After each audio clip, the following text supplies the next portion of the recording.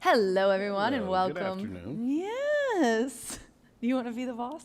No. Take it. Go ahead. I was just telling got Jimmy it. Mack, I hate when John leaves because then I have to actually You have use to my drive the brain ship? on the show. Yeah, you're a good captain. Yeah, I am a good captain, but it is nice to just sit there and get paid to look pretty and let John do all the talking. But he is on his way to visit his mom in New York. He always takes off so he can have just a little bit of a break. It is a grind to be all the time at one track or the other. So he goes, he says hi to his mom, and then Fairground starts very soon, and he is the caller there. So we are lucky enough to have Jimmy Mack here this week. Brian Aragoni is coming down from Minnesota next week, and then Jimmy Mack's going to close us out, which is good because you're always real easy to text and be like, how many more wins does this guy need to? Because he keeps track of all that stuff. You have a little breathing room right now. We do right no now, jinx.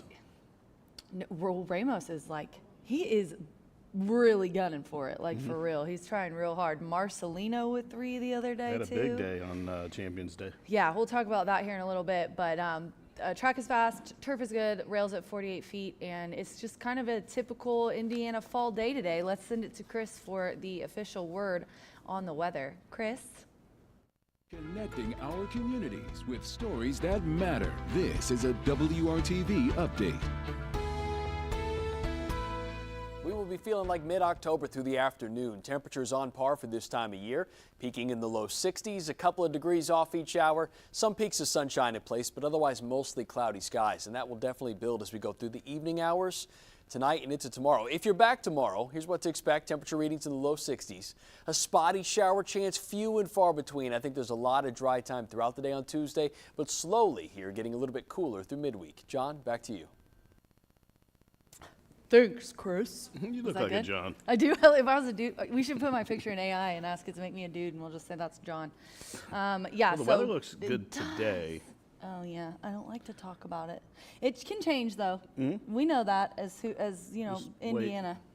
Just wait. But yeah, it's near the end of October, and we're still on the turf. Yeah, and it really wasn't too bad Saturday either. It was during the end of the day when the sun kind of went off. It was chilly, but definitely good weather for today, so we'll take it. Let's look at Marcelino's triples. He had 3 wins for Gennaro Huge Garcia. day. A huge day for Gennaro, Bruce Murphy, Trailer Bruce Sales. had a couple wins, okay. He did, okay. They were good ones. You liked that, didn't I? Yeah. Race 1 was number 6, Q's Got Class. Did you get a chance to watch Did you watch the whole day yesterday? Absolutely. The thoroughbreds were amazing. Absolutely great day. Huge handle that day, but you'll see Q's Got Class here, number 6, the odds-on favorite to kick things off on Champions Day. This was a 2-year-old sire race, and just ran a bang-up race at 3-5. The first, like you said, of 3 for Marcelino, and this was a Gennaro piece here too. Yeah. Then we go on to race 1, race 3. See you in a bit. This was the huge upset of the day. 47.80 in here. Just wow. It was kind of a tough day to handicap, wasn't it? Yeah, it was a really tough day, and we'll speak later on pick 5 carryover. But this one, surprisingly, they hit the early one. Or this one here was, like you said, a big price. Starts off the handicap double there for Gennaro Garcia and Marcelino as she takes the Lady Foghorn. Then he came back in race number 7 with number 9, Sir Baji, who had a little mega bet action on him the other day, right? Yeah. Look at those prices. You love to see it. Spooky Ridge, man. Whew. That was a nice Did you have that one? Upset. I did. I had Spooky Ridge, so I was okay with second. But yeah, definitely want to give a shout out to Richard Geiger. Jimmy Mack, just what a great transition there. He's such a professional. Richard Geiger, $3,000 mega bet. It's across the board now. Remember when you just saw one big one? Now it's 1,000 across, so he got back what, like $7,200? Yeah. So he just crushed it with Servahi here. 5-2 were not bad odds on that horse either. I would have put it on a long shot. You know me. I'm like, that's free money. Like I would have put it on something a little bit longer. But like the hey, 4 they got that nosed the 4 out they got there. nosed out. Oh, yeah, and that was big odds too. Well, so. good for him. That yeah, you always wonder what they're going to do. If they're going to go for the favorite or they're going to take a big swing. You know, it's free money basically. Why not try to when we first hit a grand did that, slam? But 7,200's pretty good. I know. I'm telling you, and it's like, you know, I guess really you win the $3,000, you know, if you hit, and regardless. So I guess it's kind of a, you know, you want to play it safer. But 72, I'd have been happy with. Do want to mention that Fernando, another riding double, training double for Tony Cunningham. Shout out to all the quarter horse stakes. Wonderful action yesterday, and it was a record for Champions Day. Jimmy Mack. Absolutely. The record all the way around, Rachel. It was the richest day of racing. Purses over $1.7 million, and the richest quarter horse ever. Was that Natasha? I think. Tasha. Yeah. Yeah, and she ran off because she wouldn't talk to me. But no, Tasha won the first stakes race. Right. The big one went to, was it Ricardo that won that one? Yeah, $359,000 purse there.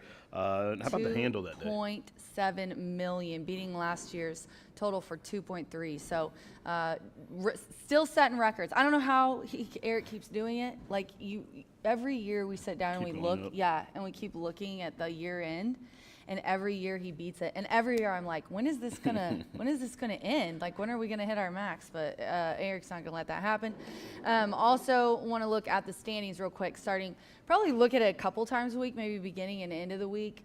Since we're getting to the end, we've only got 3 weeks left. Yeah, we're 12 days. And Fernando sitting chilly.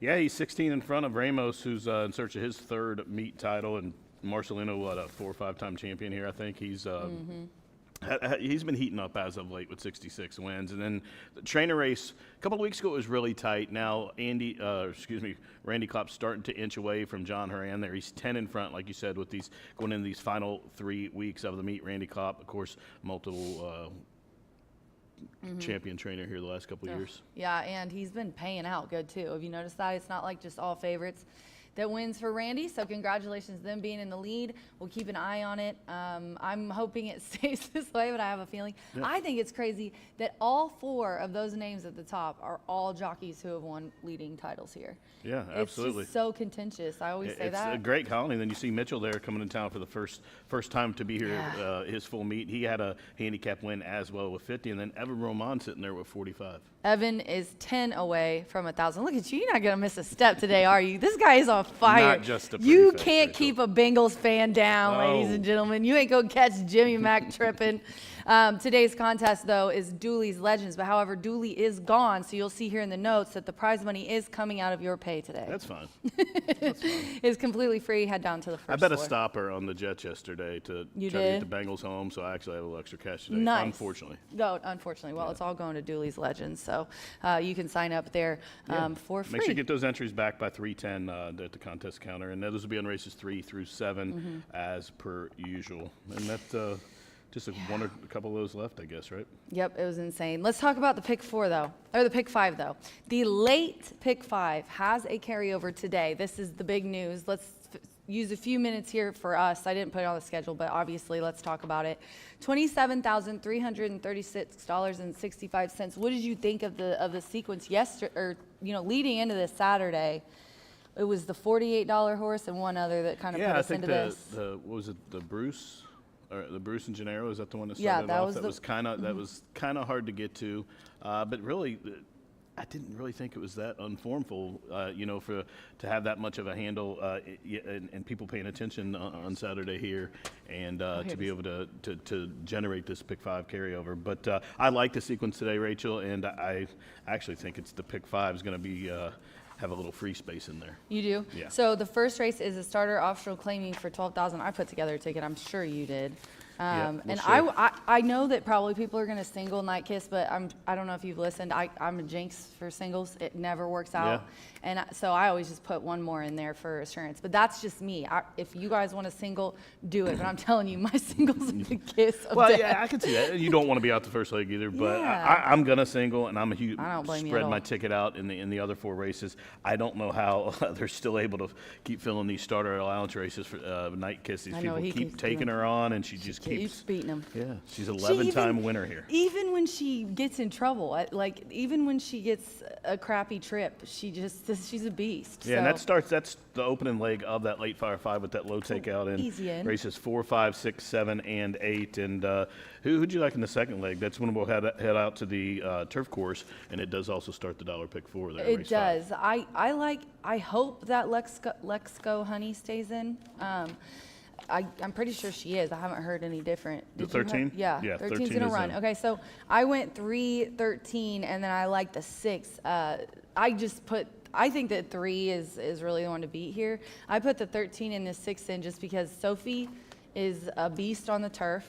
And also the 13, just because Cherie DeVoe, I mean, she puts her horses and spots them. So look at this. Out of the handful, she's had 12. This is a couple days old, so it might be 13. But 33% win clip, 58% in the money. So I threw her in there. I just thought, you know what? I'm not going to waste my money. You know, I want the 3, and then I want a couple of long shots. What'd you do there? I like that horse as well. That's You probably probably my top pick in the race, the 13. It's good when Jimmy Mack and I are on the same horse. It's bad when me and Brian are on the same horse. But the horse has the pedigree. Cherie DeVoe stretching out long on the turf is Yep. good. I think this horse wants the extra ground and shouldn't mind the turf there. I do like that horse a lot. We got the Indiana breds in an allowance going 2 turns. Few scratches in here. Wood has just can't get in lately apparently. But I just went in here 5 and then the 11 eased my mind. John Horan and Gutierrez. He's had some nice winners for John lately.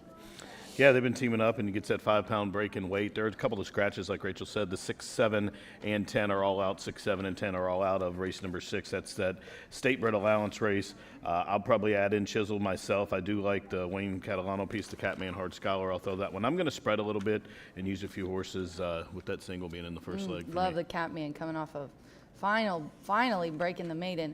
In the 7th, it is a 3-year-old maiden on the grass. This one's tough. The 3's out, the 11 is in, and then scratch all the rest of the alsos, 12 through 15.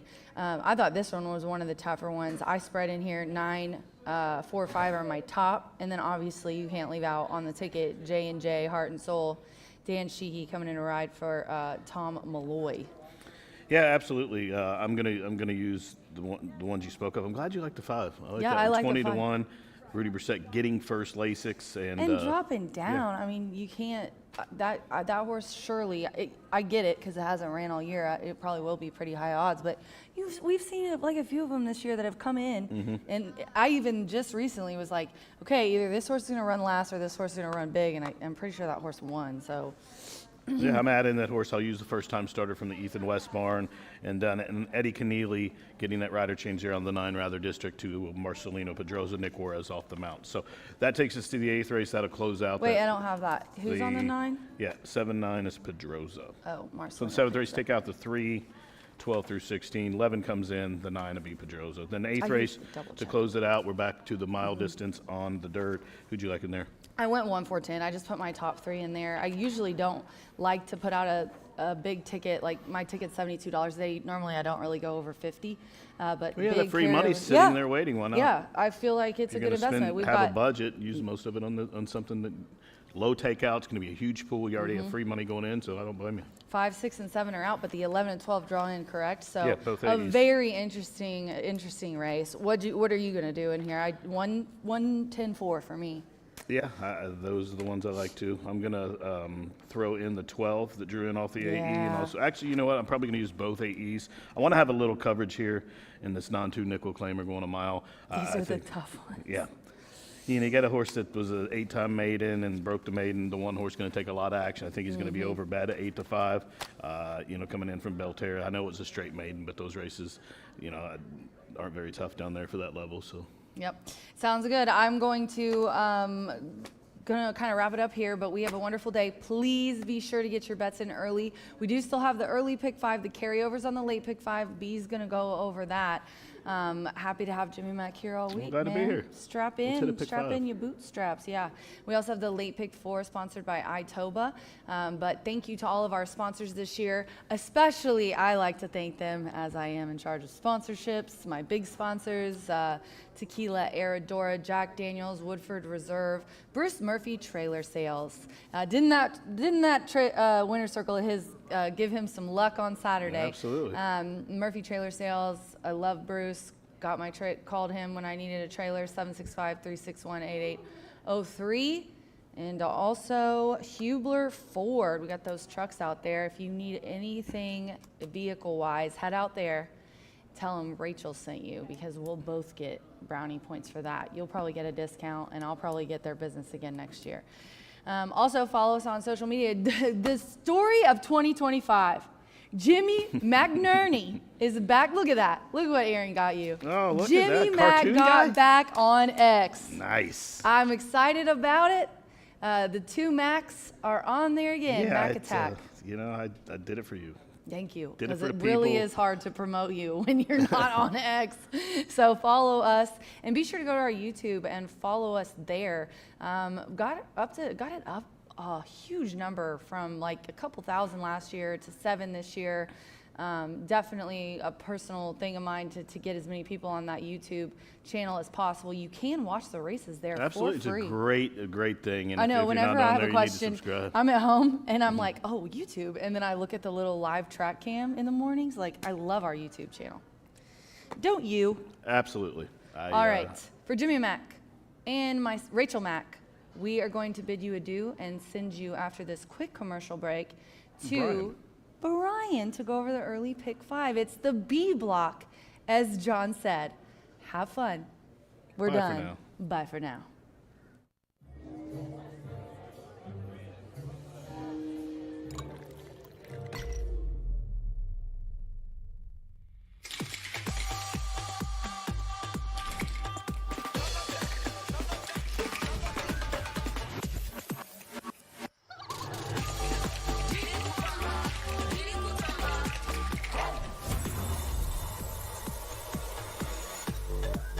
Tequila Herradura. Extraordinary awaits.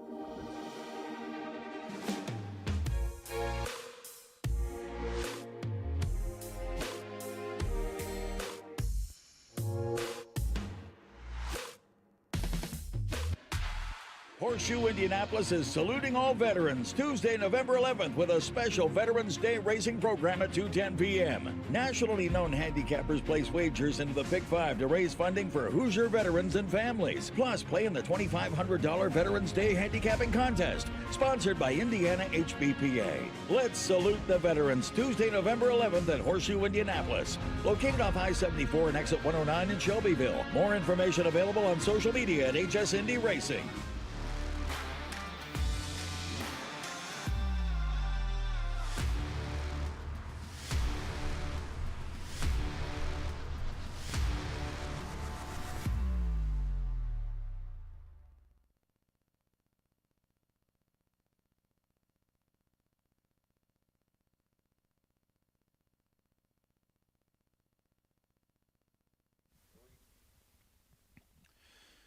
Welcome back to Horseshoe Indianapolis. A huge day of racing here at Horseshoe Indy with that late Fire 5 carryover. And even though there's carryover, we don't change that low takeout. The nation's lowest takeout, 11.99% takeout, $27,334. You can build that bankroll throughout the week, heading into Breeders' Cup this weekend as well. So tell the kids there's no trick-or-treating because we're going to be at Horseshoe Indy this week, and then we'll crush the Breeders' Cup as well. So let's start building that bankroll. In the early pick 5, you don't have to go that deep, but this would be a ticket that maybe you recommend playing for $1, $2. Doesn't always have to be 50-cent increments. I think a lot of people fall in love with the minimum increments, but even if you have horses you love or you don't think the races are terribly competitive, or you think that there's maybe a long shot that you fall in love with, hit that multiple times. Doesn't have to be a 50-cent play, and that would be kind of what I do in this early pick 5. I think there's a couple of horses you could maybe take a look at as well. Scratch numbers 3, TV Victory, out of this opening race, takes out some of the speed in here. I'm going to use the 2 most fancied at the wagering pools, the 2 and the 6. I have a really tough time getting around the 2 and the 6. Randy Klopp has been red hot with Joe Ramos in here. And then you've also got Save My Town for Gennaro Garcia getting a little bit of class relief. Has never been at this low level of $8,000, dropping from claiming 20 to 8. We'll see if Save My Town can get the job done in here. 2 and 6 in this race. Irish Ranter is a horse that was somewhat intriguing off that big buyer last time out. Had a lot of speed, but it's never ideal to get your maiden breaking score in August and not come back until almost November. And then CB Ronan Legacy, another horse with speed, not a ton of finish. I expect that horse to take some action, but right now, Chile on the board at 13-1 for Campos Family Ventures. That horse was entered to run on September 17th and was a late vet scratch on track as well, so that's probably why that horse is a little bit chilly on the board. 2-6 for me in the opener on a beautiful Monday here in Shelbyville. Race number 2, maiden special weight, 3-year-old fillies, all looking for their first career victory. No scratches or changes. 6 of them set to go to the gate. I just don't see my way around Fancy Is My Name. I think Randy Klopp's going to continue his hot streak. He's been red hot in October, and I think that will continue in here for Liz Klopp. This 3-year-old filly by West Coast tried the turf last time out, goes turf to dirt. Doesn't get much class relief in here today, is at the maiden special weight level, but finds a field that should be to her liking. Some of the other horses in here have already been at the maiden claiming ranks and have yet to find success. This horse tracked in a great spot on the rail, just off the clear leader, but when the real running started, just stayed even pace. But it's not really that surprising that Fancy Is My Name didn't take to the turf, because while Randy Klopp excels at a lot of things and he's been dominant in our trainer standings, turf and first-time turf is not one of them. So going back to the main track in here with our leading rider, Fernando de la Cruz, as well, should be appreciated by Fancy Is My Name. A single and a hammer time play as we kick off that pick 4. A lot of chatter about pick 5s today. Don't forget about the pick 4s. They'll begin in race number 2 and race number 5. We boast about 11.99% takeout, but that 15% takeout in the pick also one of the nation's lowest. Race number 3 will crown another maiden no more in here. 6 of them will go a mile and 70 yards in this spot. I'm going to go 3 and 5. Over and above for Gennaro Garcia Marcelino Pedroza Jr. This is a horse who tracked nicely. I thought was going to be an easy winner at 5-1 on debut, but Relentless Chick, the stablemate, actually had plenty left when called on. Over and above, chased admirably, was in hand at the top of the lane, galloped out very well. It was a solid debut. Gennaro's numbers are a little bit shaky on first-time routes. They're not always ready to go at first asking first-time route, but this horse galloped out well, had a very nice debut, is actually a half to Amazing Gal, who loves 2 turns. The mare, Miss Blossom, she's produced average winning distance of 7.2 furlongs as well. So I think this one should improve. 9-5. I know it's not too creative. And then Timeless Justice. This is the main foe in here. Chaz Recchi, Fernando de la Cruz. Fernando lands here. Marcelino, he's going to stick with Gennaro. You got Fernando aboard this 2-year-old filly by Lantana Mob. Chaz Recchi, not necessarily a household name, but does do very well here at Horseshoe Indy, winning at 15%. And the key for this one is last time out, this horse was trying 2 turns for the first time. Now goes second time 2 turns, has an advantage, should have some stamina over and above. And over and above, frankly, could be overbet in this spot. Timeless Justice did have a beautiful trip last time out under Marcelino Pedroza, sat in a clear third just off the dueling leaders, moved towards the leaders at the top of the lane, and then started to drift out. You could tell she was getting a little bit tired in the lane. Maybe that doesn't happen today. She could find herself in another beautiful spot today. She should be stronger second time out. She gets blinkers on to try to correct that drifting. I think it was more of a tiring thing than anything like that. And maybe she doesn't tire today. She could move right up to the leaders and push right on past. And we've seen Fernando do that plenty of times. Timeless Justice, the upsetter in the making in here. I really wanted to love Burn Brightly. I tried very hard to make a case for Burn Brightly. This is a horse who went off at 3-1 on over and above. If Burn Brightly wins, I'll just be kicking myself. One of those times where you're like, gosh, I looked at that horse immensely. I just didn't love what I saw. Kind of sloppy, green. The lead changes were a little bit sloppy. And then the mare, she's 3 for 53 on producing winners. But I will say, even though that's not anything to write to mom about, despite being 3 wins from 53 starters for the mare, 2 of them have been winning around route of ground as well. So when they did win, they won with the added distance. We'll see if Bob Gorham can get the end of the meet rolling in here with Burn Brightly, a horse who I looked long and hard at, just could not pull the trigger. Randy Klopp does take over Air Sahara. That horse should improve around 2 turns today, but has a lot of improving to do. Suki Song, the mare is yet to produce a winner. Mi Sargento is 0 for 17. I'm not trying to hop on board the first-time winner when it's 0 for 21 thus far. And then Wakari, 2-1 morning line. We'll see how that one plays off. Randy Klopp's been pretty loyal to Joe Ramos and Fernando de la Cruz with the horses that are live. As Adelo against a board in here, 0 for 3 with Klopp, the blinkers on, always hit or miss with the Klopp gang as well. Putting the blinkers on is usually a sign of trying to get a wake-up call, and oftentimes it doesn't necessarily yield to much success. But Wakari 2-1 morning line, I'll be very surprised if that one goes off near 2-1 when it's all said and done. 3-5 for yours truly in a long-winded overview of race number 3. Race number 4 kicks off that late fire 5, just under $30,000 already in the pool. In fact, I think there's probably almost $50,000 in that pool early on today, and I think there's going to be a big payout because this late fire 5 is challenging. Now, I know Rachel doesn't do singles. Jimmy is very high on Night Kiss, and frankly, Night Kiss is a horse that I've loved all season long. Now, maybe I'm trying to create something where there's just not something. Overthinking it, wishful thinking, whatnot. Do not mince my words when I say Night Kiss is your most likely winner. She is. However, she's starting to develop a little bit of a tendency that I don't necessarily like, and it's probably not conducive to success. Whether it's just her pure talent or Alberto Burgos knowing he's on the best horse, she's starting to develop a tendency to leave herself a lot of work. And last time out, she had to run very hard at 1-5, 2-5, just October 16th, just 11 days ago, because she was completely detached from the rest of the field. It was a 7-horse field, and she was in dead last at 1-5. Now, she had a great turn of foot. Alberto Burgos gave this one a highlight reel ride because he was knifing through horses, going in and out, going through traffic. She knows where the wire is. She knows her job. She loves to win. She's 12 for 30. However, that was at 6 furlongs. Now she goes to 5.5 furlongs. She's on short rest.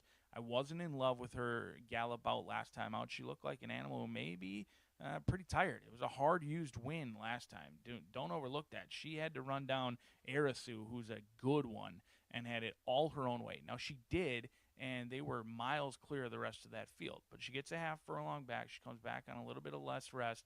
And if she leaves herself too much work to do with that half furlong, it could make all the difference. So Night Kiss is going to be a single for many, and I do not blame those that follow. In fact, I respect Jimmy's handicapping immensely, and I, on most days, would agree that this is a free space. And come 343, it probably is going to be a free space. Maybe I'm trying to create something that's simply not there, but if Night Kiss is to lose, I'm going to make sure that I'm going to be deep enough to get the winner. There's nothing worse than finding a 1-5 shot that does not win and not having the winner. So I'm going to go deep in this race. Not a ton to write home about. I think Cactus Flower could get brave on the front end. Joe Ramos, Randy Matthews, and then also Beach Kitten. It wasn't that long ago, Beach Kitten. In fact, on another day in which we had both a pick 4 and pick 5 carryover back on September 5th, Beach Kitten had the lead at the 5.5 furlong marker and got run down late by Night Kiss. We'll see if that trend will continue or if Night Kiss just continues to do what she's done all season long and win. She's going for a 5th win in 8 starts. She's been incredible, and she looks the part in here. But 3-5, just a chance that I'm going to take, especially in this early pick 5, going light early on, allows me to go a little bit deeper in race number 4 and likely watch your 1-9 winner come get the picture taken. We'll be on that turf course for the first time, October 27th. Thank you to our track crew, both on the main track and the turf course, that we are thankful to be on that beautiful and safe turf all the way from mid-April to October 27th. Scratch 7, 11, 12, 14, and 15. If you're looking to get creative, maybe I talked about playing this ticket for $1 or $2. You could also single Mountain Wolf, Fernando de la Cruz, Brad Cox, maiden special weight down to maiden claiming. It's something he excels at, but he hasn't always done it with Samaya U.S. stables very often. In fact, they're only doing it for the 4th time in their ownership group, and they've won for 4 on this drop. This horse finished up willingly on debut, didn't improve much. A second time out, September 17th. I think there'll be immense improvement today, but it's a wide open race. Daunted is somewhat intriguing for Kyle Karamori, who's had himself a very nice year locally. Marcelina Torres, Sophia Doyle, another horse who could continue to improve for Two Hearts Farm as well, and then J.R. Sweetfeet. 0 for 8 has been running on very well, has been getting better with each and every start. A credit to Jose Casares for getting that horse going in the right direction. And then the 13, Let's Go Honey. Tried long and hard to make this horse a case for this one on top. Cherie DeVoe, Adam Baskitza, Let's Go Honey, trying the turf for the first time, getting a ton of class relief from Churchill Downs. I think that horse is going to take a ton of action, and when the gates pop, will likely be your clear second choice in here, but I do believe is beatable. in this spot as we kick off the Itoba Pick 4 in race number 5. We're now just 14 minutes away. Scratches and changes. John G. Dooley's on his way to the fairgrounds, but have no fear. Jimmy's here. We've got one of the best in the business, Jimmy McInerney, up in the announcer's booth. He'll take you through the scratches and changes. Will be off and running. An 11.99% takeout Pick 5 kicks off 14 minutes from now. Good luck today.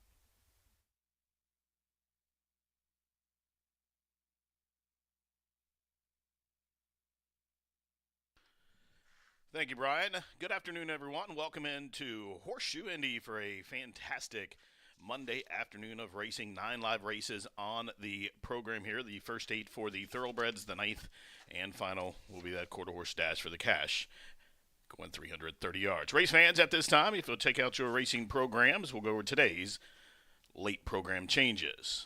Track it is the main track listed as fast. The turf course is good with that turf rail out 48 feet. Race number 1 to kick off the early Pick 5 in the first race. Overweight for number 1. Imminent forecast, the rider 2 over. Scratch number 3, TV Victory. Number 3, TV Victory has been withdrawn. Overweight for number 5, CV Ronin Legacy. That rider is 2 pounds over. On to the second race. Kicks off the early $1 Pick 4. Races 2, 3, 4, and 5. And race number 2 again starts at $1 Pick 4. In the second race, there are no program changes. Third race, as we start a rolling Pick 3, there are no changes in race 3. Race 4, you're reminded that 50-cent Pick 5 with that carryover starts in the late Pick 5, race number 4. Races 4, 5, 6, 7, 8, that carryover in race 4, $27,333 and change. There are no program changes to kick off the late Pick 5. Fifth race, head out to the turf course, where the turf course listed as good, turf rail 48 feet, starts at $1 Itoba Pick 4. Jockey change for number 4, Bree from 3. Make the rider Joe Ramos. Joe Ramos picks up the 4, Bree from 3. Scratch number 7, Strong. Scratch the 11, Protonic Mission. Scratch number 12, Wadi Akuf. Beware the 13, Lex Go Honey. He has drawn in, will go. The 13 is in. Scratch numbers 14 and 15 out of the 5th to start that Itoba late Pick 4. Race number 6, which offers Pentafecta wagering. Several scratches in there. Take out number 6, Woodaz. Number 7, Cow Creek Kid has been scratched, and also number 10, Special Gift Card has been withdrawn. So in the 6th race, scratch numbers 6, 7, and 10. Race number 7 will head back out to the turf. In race number 7, scratch the 3, Sunshine Daydream. Number 3, Sunshine Daydream scratched. From race 7, jockey change for number 9, Rather Distinct. Make the rider Marcelino Pedroza. Pedroza picks up the 9, Rather Distinct there in race number 7. Beware the 11, Evelina draws in. She will run. The 11 is in. And then scratch 12 through 16. Number 12, Bridgeport. Number 13, El Zane. The 14, Sutton Susie. 15, Sensing the Flatter. And the 16, Coastal Cabin, all scratched out of race 7. 8th race kicks off the finally daily double opportunity of this Monday afternoon from Shelbyville. In the 8th race, several changes here. Scratch number 5, Satis. Number 5, Satis is out. Scratch the 6, Extreme Dream. And scratch number 7, Luna Lena. So numbers 5, 6, 7 are out of the 8th. Be aware that the 11 Sterling Class and the 12 Molly's Birkin both have drawn in. Again, the 11 Sterling Class and the 12 Molly's Birkin both have drawn into race number 8. 9th and final is that quarter horse dash for the cash, 330 yards for those 2-year-old Indiana bred maidens to close out the show. In the 9th race, there is a jockey change for number 10, HH Chasing CJ. Make the rider Giovanni Munoz. Giovanni Flores Munoz, the rider for the 10. And then draw a line through all the also eligibles. They all have been scratched. The 11, 12, 13, and 14 have been scratched. Well, race fans, those are the program changes at this time. Any additional changes coming in throughout the balance of this 9-race program, I'll get those to you as they do so. Race number 1 to kick off the show in 9 minutes. We are fast and good, and we wish you the best of luck this afternoon playing Horseshoe Indy.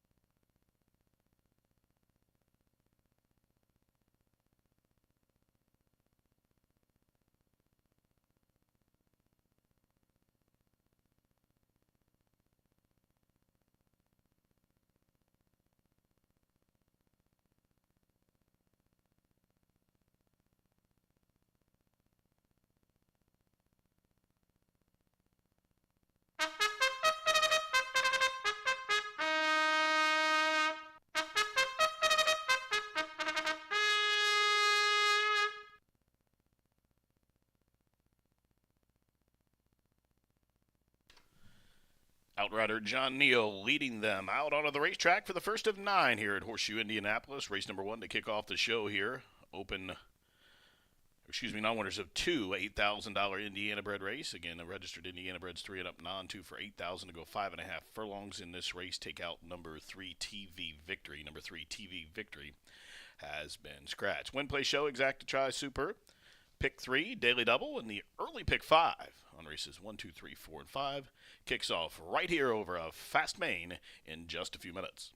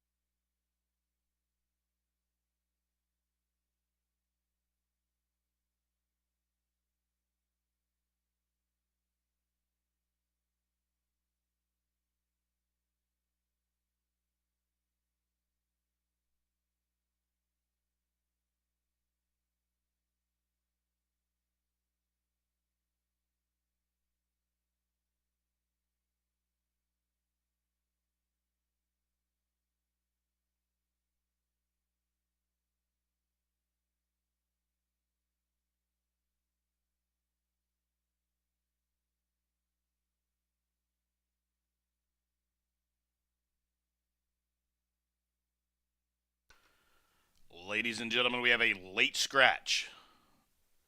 Late scratch in race number 1, number 7, Tank Walk.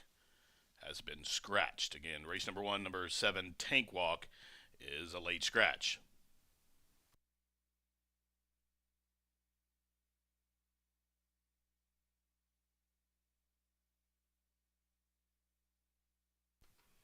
Once again, late scratch in here. Number 7, Tank Walk, has been withdrawn. Still time to make any changes or exchanges to your tickets here, as the 7 has been scratched. Still a couple minutes to post here, as Tank Walk will be taken off the track here. So down to a field of 5 here, race number 1, late scratch, the 7, Tank Walk.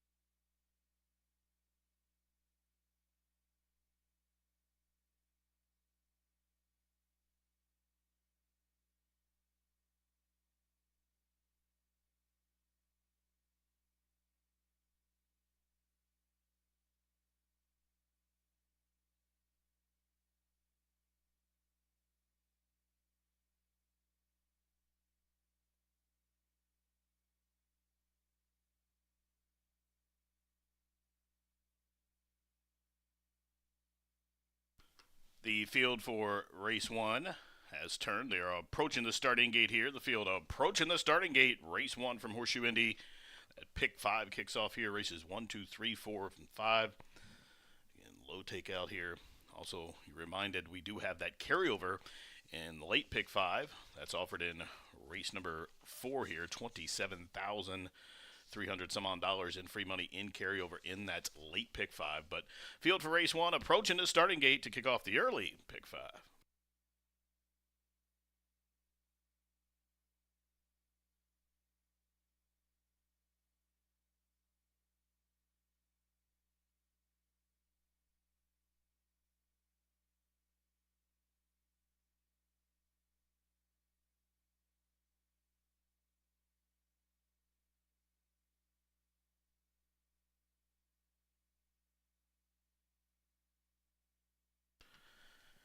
And the Indiana Breds have reached the starting gate. It's post time for race number 1 of 9 at Horseshoe Indy. Imminent forecast. Eldest son of Skylord going in for Tinkle and Duran. Up comes Playing the Angles. And the blue and white Randy Klopsilks. The Irish Ranter loading in for Labra. CV Ronin Legacy on the drop in class with Orlando Boca Chica going forward. Save My Town, the 4 to 5 shot. Up to the outside, the favorite coming up, field of 5. They're at the post. And they are racing. Awkward beginning for Playing the Angles, who broke in a tangle in his last. But from between horses, CV Ronin Legacy reaching out for the early lead. Imminent forecast. Slides through down along the inner rail, and the Irish Ranter is taken in hand there from third on the run down the back stretch as he approaches the half-mile pole. Up on the outside now, the favorite Save My Town has drawn a closer fourth, about 3.5 off the pace, and after the slow beginning, Playing the Angles is last of the 5. They blitz into the far turn, chasing CV Ronin Legacy behind a quarter, 22-1. CV Ronin Legacy leads a midpoint through the turn, a length and a half. The Irish Ranter is second. Imminent forecast down along the inner rail from third. Now the favorite Save My Town tips out to the outside into 4 path, is raced up into with about 3 lengths off the lead, and Playing the Angles still last. Top of the home stretch, and they've got to get to CV Ronin Legacy. Off the turn in front by 2 with a furlong to go. As Save My Town races up to the outside of Imminent Forecast just outside the 16th pole. CV Ronin Legacy drifting out to Save My Town, but Save My Town pressing on past, and 3 to 5. And it's wrap-up time for Marcelino Pedroza. Save My Town geared down and throttled down to win by almost 3 in the end. CV Ronin Legacy fought on to be second. Then it was Imminent Forecast from last Playing the Angles, and the Irish Ranter wagged the tail 105 and 1.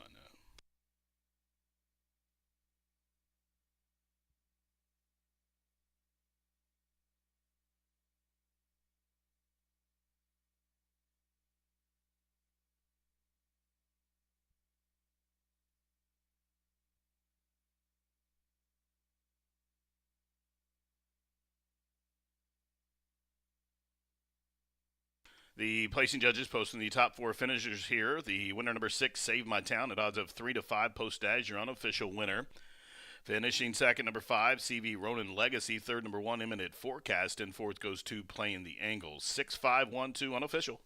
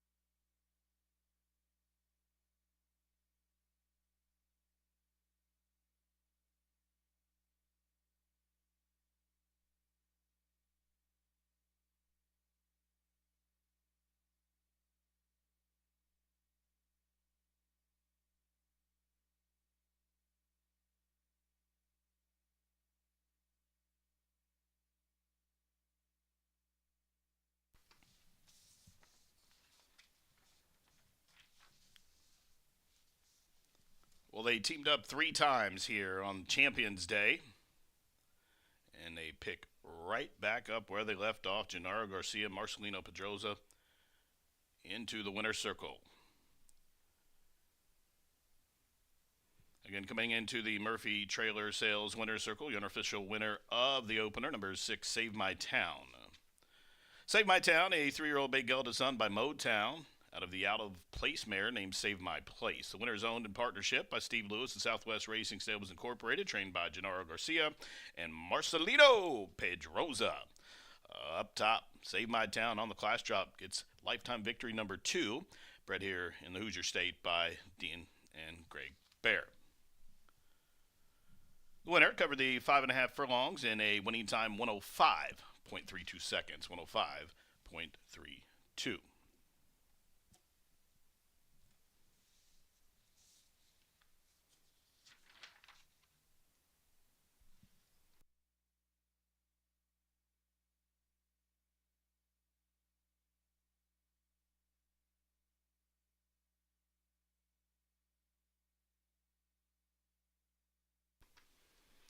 And 6-5-1-2 unofficial. Don't forget the late scratch there of number 7, Tank Walk.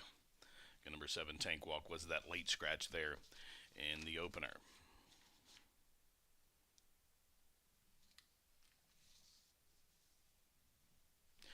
One claim to report out of the opener. Again, claim to report out of race 1. Number 1, Imminent Forecast, was claimed for $8,000 by owner-trainer John Herron. Number 1, Imminent Forecast, for $8,000 goes to the barn of owner-trainer John Herron, claimed there out of race number 1.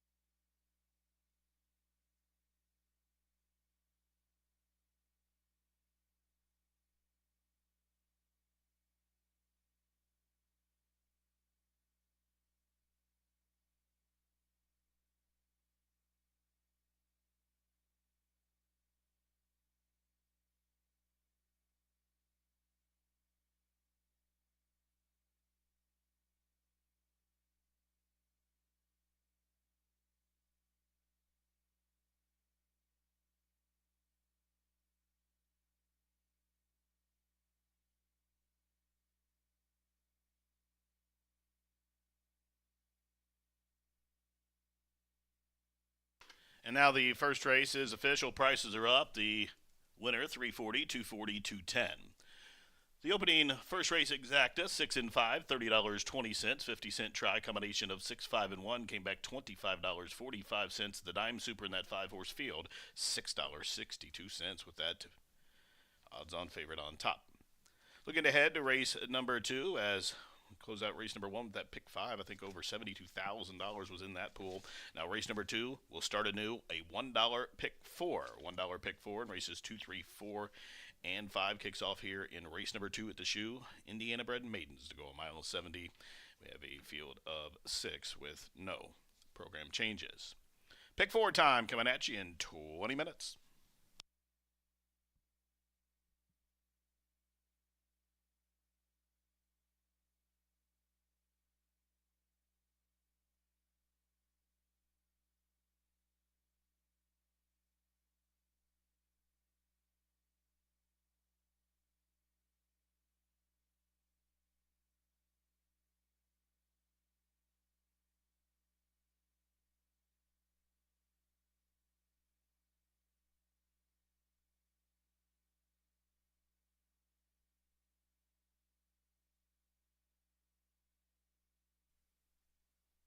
And they are racing. Awkward beginning for Playing the Angles, who broke in a tangle in his last.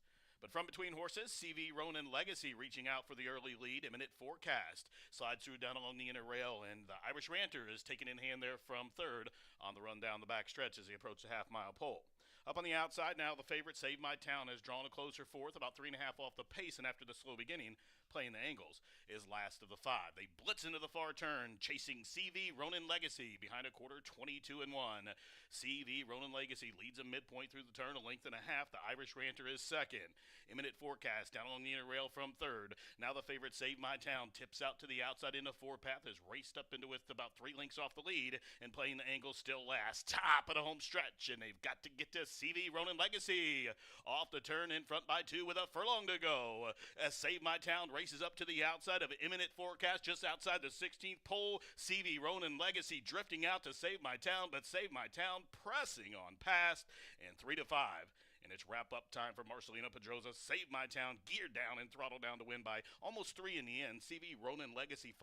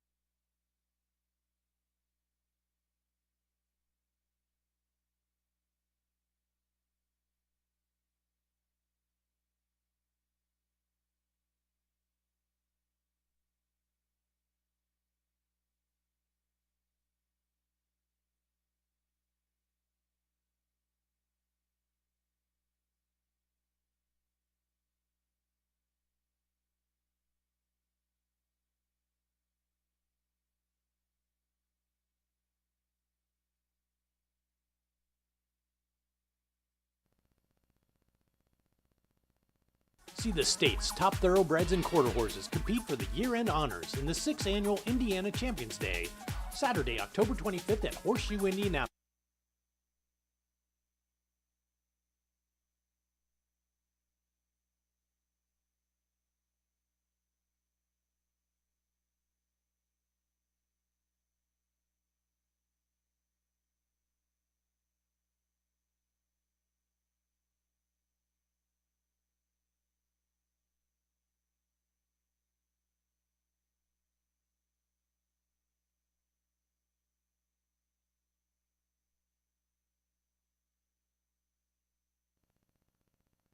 Horseshoe Indianapolis is saluting all veterans Tuesday, November 11th with a special Veterans Day racing program at 2:10 p.m. Nationally known handicappers place wagers into the Pick 5 to raise funding for Hoosier veterans and families. Plus, play in the $2,500 Veterans Day handicapping contest, sponsored by Indiana HBPA. Let's salute the veterans Tuesday, November 11th at Horseshoe Indianapolis, located off I-74 and exit 109 in Shelbyville. More information available on social media at HS Indy Racing.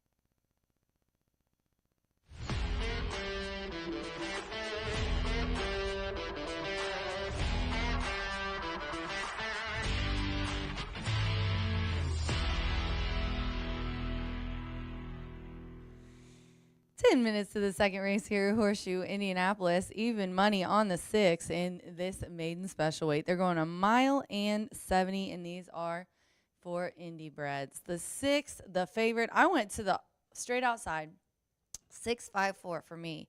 So, yeah, 654. Just want to make sure I didn't get that switched up.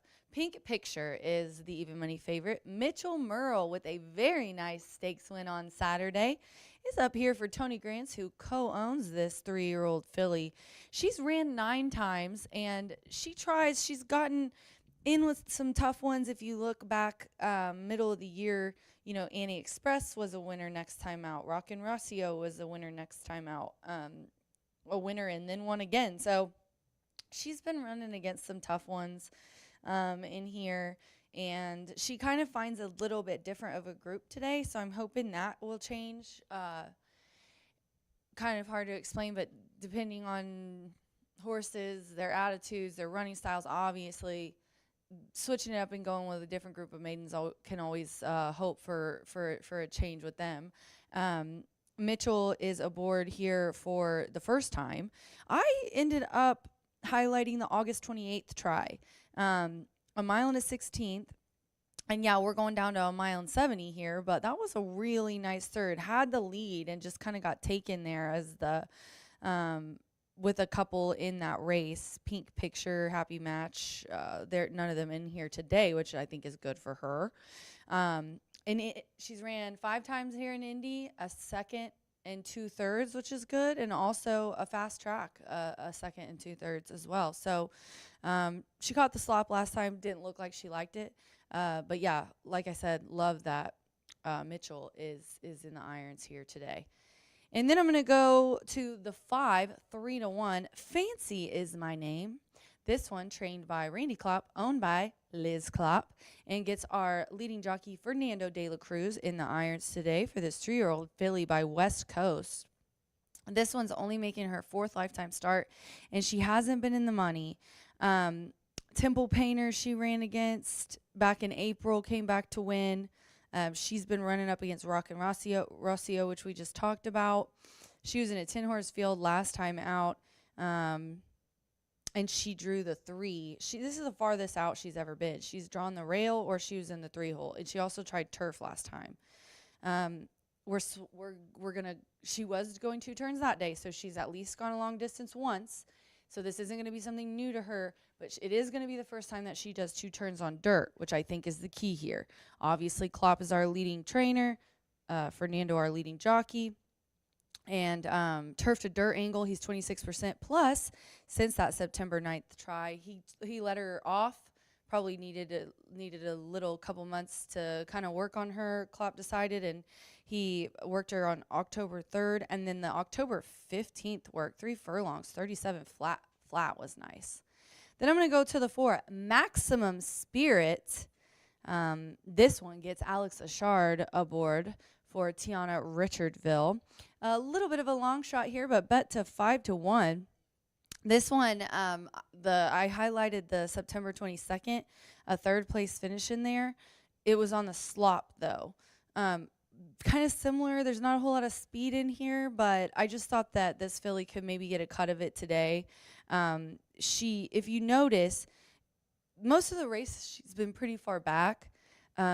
She was pretty close this last third, her best race. So was it the slop? Was it not? She is getting back to 2 turns, which, you know, she obviously showed a little form there. I just thought that she would be a good long shot, but she's kind of been bet a little bit here. 6-5-4 for the 3-year-old filly, who's owned by and bred by 2 of my favorite humans, Chris and Alan Walsh, wonderful owners in addition to the owners program here in the state. Maximum Spirit rounds out my try, but I've got, and so does everybody else, Pink Picture here on top. In the second race, don't forget, race 4 starts the late pick 5. A late fire 5 with only 11.99% takeout. Huge carryover of $27,333. I got my ticket for free on X. We've got free tip sheets if you're here on property. Join in on the fun, and let's see if we can nail that thing today. Good luck.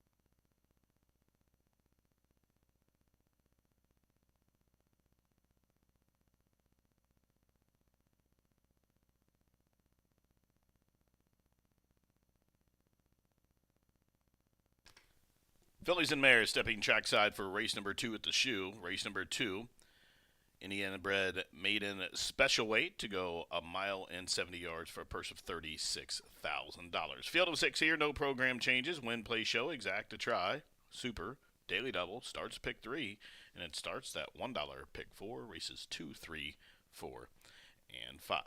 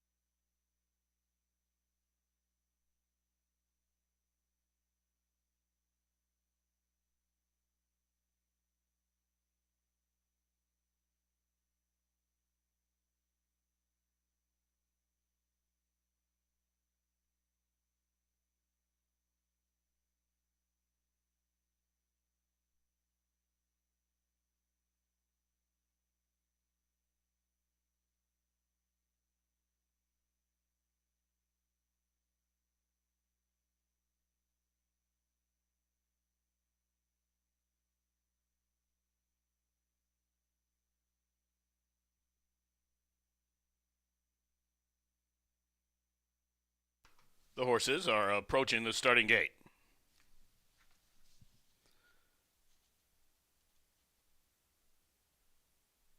Fillies and Mares approaching the starting gate. Less than a minute here for race number 2 at Horseshoe Indy. Kicks off that $1 pick 4. Indiana bred maiden fillies and mares to race a mile 70, 1-2 on Pink Picture as they approach the gate.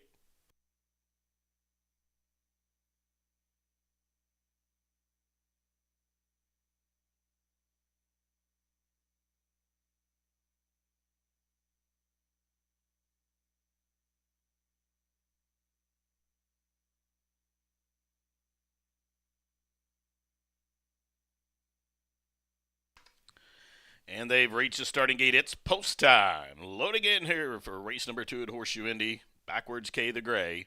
First one to move forward, Lee Maria. Miler Rider coming up.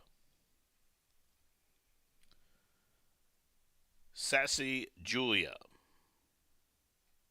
In from Collinsville for Robert Pompel.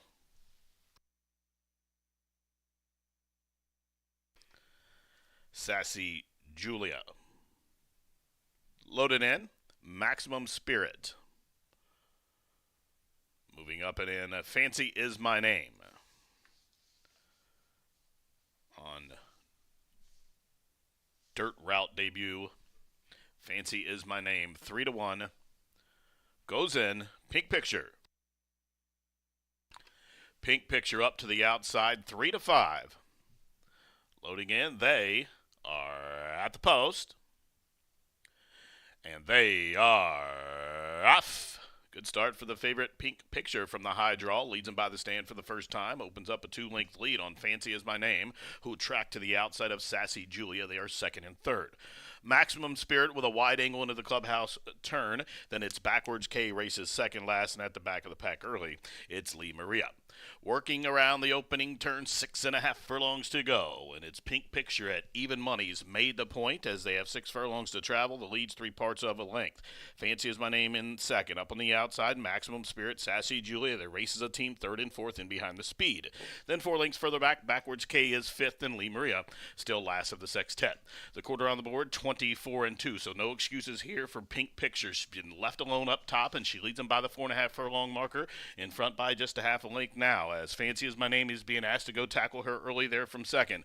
Maximum Spirit continued to race wide while third. Sassy Julia to her inside fourth. Starting to close in from the back, Leah Maria's up a spot, and that relegates Backwards K to the sixth and trailing position. 3 furlongs from the money, half mile, controlled tempo, 48-4. Now the heat is on for Pink Picture as Fancy Is My Name is right up to her throat latch. Those two continue to match strides. Meanwhile, Maximum Spirit is backed off in third. Sassy Julia has thrown out the parachute from fourth. Leah Maria is about 7 lengths off the pace, 3/4, 13-3, and they turn on down for the money, and it's pace-setting Pink Picture, confronted by Fancy Is My Name, and these two Indiana-bred fillies are stride for stride with a furlong to go. Inside is Pink Picture. To the outside, Fancy Is My Name. They continue to be shoulder to shoulder, stride for stride with a 16th to go. Pink Picture is not going down without a fight. Fancy Is My Name pressuring up to the outside. These two in a photo finish. Tight photo finish. They hooked up at the top of the stretch, and neither would give an inch, and they ended up in a camera close-up in race 2 at the shoe.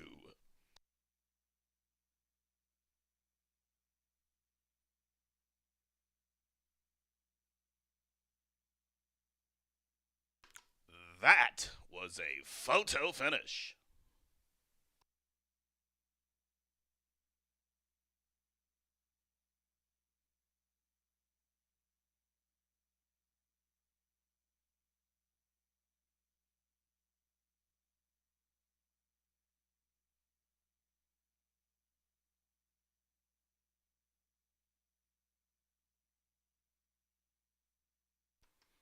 What a thrilling stretch drive there between Fancy Is My Name and Pink Picture. Those two sophomore fillies hooked up at the top of the stretch, and they ended up in a photo finish. Photo sign comes down, number 5. Fancy Is My Name posted as your race winner. Second, number 6, Pink Picture. Finishing third, number 4, Maximum Spirit. And fourth goes to Lee Maria. 5-6-4-2. 5-6-4-2.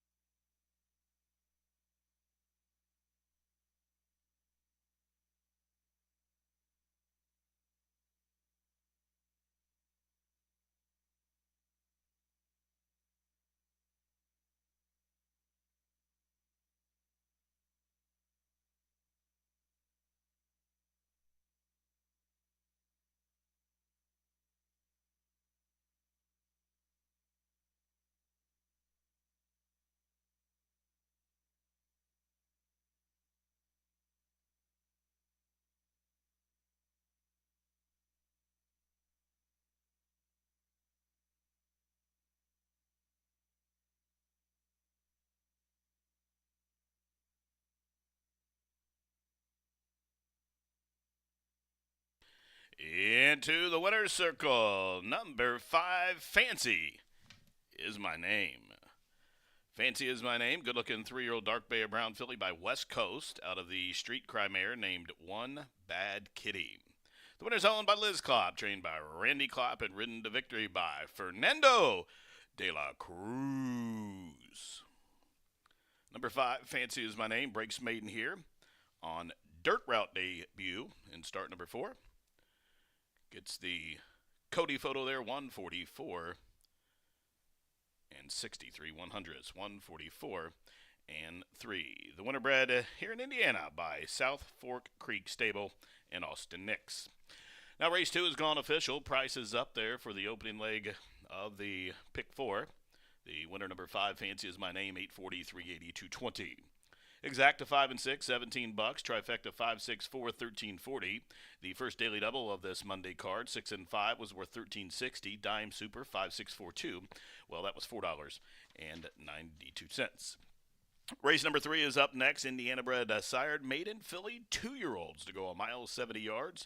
And race number 3 offers win, play, show, exacta try, super, daily double. Starts a pick 3 there. Race number 3, post time in 18 minutes.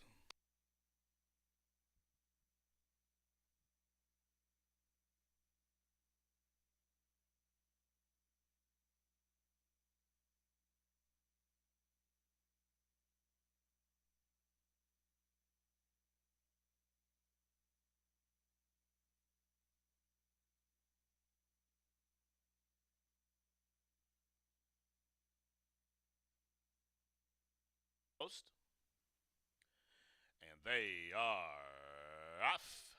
Good start for the favorite Pink Picture from the high draw. Leads him by the stand for the first time. Opens up a 2-length lead on Fancy is my name, who track to the outside of Sassy Julia. They are second and third.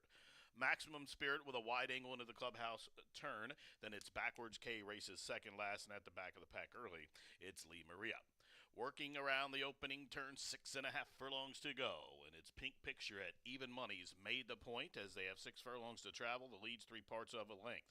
Fancy is my name in second. Up on the outside, Maximum Spirit, Sassy Julia. They races a team third and fourth in behind the speed. Then 4 lengths further back, Backwards K is fifth, and Lee Maria still last of the sextet. The quarter on the board, 24 and 2, so no excuses here for Pink Picture. She's been left alone up top, and she leads them by the 4.5 furlong marker, in front by just a half a length now, as Fancy is my name is being asked to go tackle her early there from second.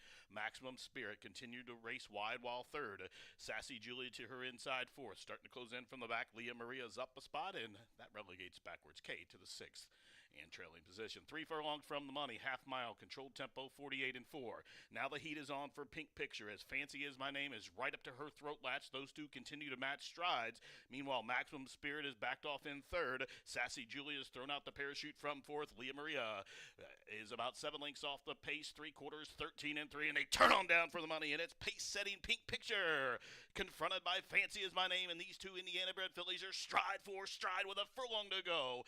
Inside is Pink Picture. To the outside, Fancy is my name. They continue to be shoulder to shoulder, stride for stride with a 16th to go. Pink Picture is not going down without a fight. Fancy is my name, pressuring up to the outside. These two in a photo finish. Tight.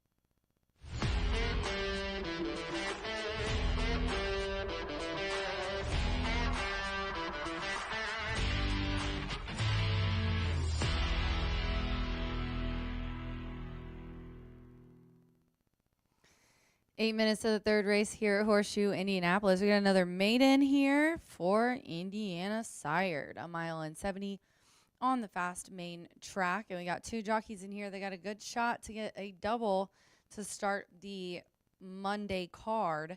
In here, no scratches, 6-horse field. I went with the 3, 9 to 5. The co-favorite actually with the 5, but we all know when I'm done handicapping, it will be the favorite, probably. Not my fault. Over and above, Marcelino Pedroso, board for Gennaro Garcia. They're looking for a double together as Marcelino took the first race for Gennaro. This one really should be tracking the pace in this race just based off of her last effort. It was October 8th, 5.5, and was second. Now, this horse is now going to a mile for the first time. This is a 1.70 yard race. And she really showed a nice early pace rating. The buyer, I love the early pace buyer speed figure. She looks mad. She's mad. Oh, she hears me talking about her. She's looking right at me, right at the camera. Her Kerm's laughing at me because she was staring at me through the camera. But got to have 2 men to keep her in check. I like it. I like this girl's style. But like I said, nice early pace. She came out of there a couple lengths off the lead. She just tracked everybody. She's never really had a big kick to go off of. But with that said, I mean, getting second, Relentless Chick was first in there, and that's a nice filly. So she definitely is one that I'm going to be watching, just given the connections, given the debut being decent. Obviously, she looks great in the paddock here today. And again, just love a woman who you really gotta pay attention to her. She keeps you on your toes. Wakari is 7-1. I put the 1 in here. Abel Cedillo aboard for Randy Klopp. Klopp looking for 2 in a row as he just won the last race. 2-year-old filly. She's got a really good shot, I think, on the inside here. There's just not a lot of speed in here, and no one's ran the distance, really. There's just every horse in here, I believe, other than my 5, is running 2 turns for the first time here today. So that's also very interesting to remember. It was a decent couple of fourths. I don't have a complaint. She's been pretty far back, though. I'd like to see her involved a little bit early. She obviously likes to kind of start the pace, it seemed like last time. Imperial Merlot ran away with it that day. So yeah, she's going to be moving up to 2 turns, and she's got blinkers on today, which is always something that you should. I love these races where you get everything being switched up. They're either going a different surface, a different distance, and when you combine things like that together, it makes a big difference. So 2 turns for the first time and blinkers for the first time for this filly. Then I'm going to round out with the 5. I just saw Marcelino walking out there. Timeless Justice, Fernando de la Cruz, looking for a double here today. He won the last race for Klopp. He's riding here for Chaz Recchi. She's got this 2-year-old filly by Lantana Mob making her 7th lifetime start. She's had a couple of thirds these last outs, but boy, did she wake up in that last race going 2 turns. She was a 3rd in a maiden claiming for 25. The 2nd place finisher came back to win. October 6th, they switched her to a mile for the first time, and she was only 3 lengths off the pace there. Got a good trip, just didn't hold it together till the end there. Looks good in the paddock. Fernando getting a double would not be shocking, as Chaz does put up our leading jockey here today. This one also is adding blinkers, so that offers improvement, obviously. So not only are we finishing 3rd, we've done 2 turns before, so she knows what to expect today, and we're adding blinkers. I really like the 5 here as well. But as predicted, Rachel makes favorites. So you guys all just jumped on the 3. The 5 is now the second choice. A little bit of a long shot here with the 1. But I am going to go in this race over and above. I've got Marcelino and Gennaro scoring a double here. Good luck.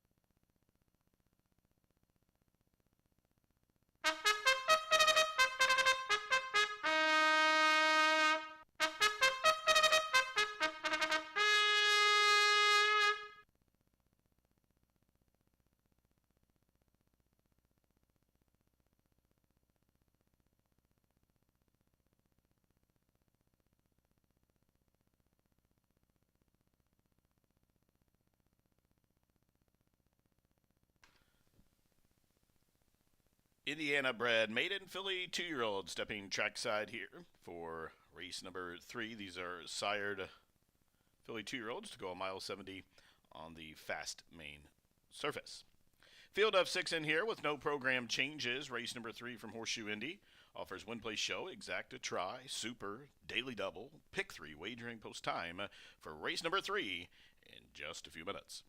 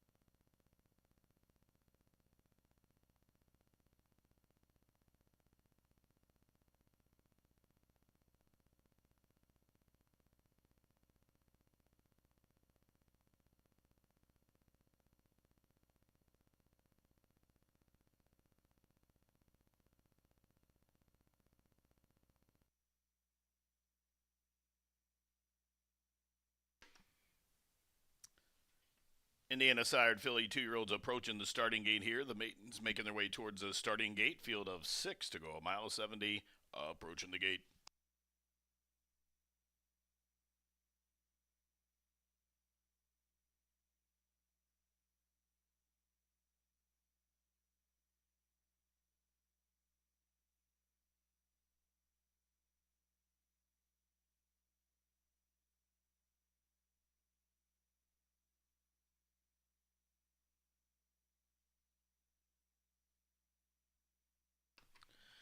And they've reached the starting gate. It's post time. Wakari has gone in with Abel Cedillo. Here's Rodney with Suki Song.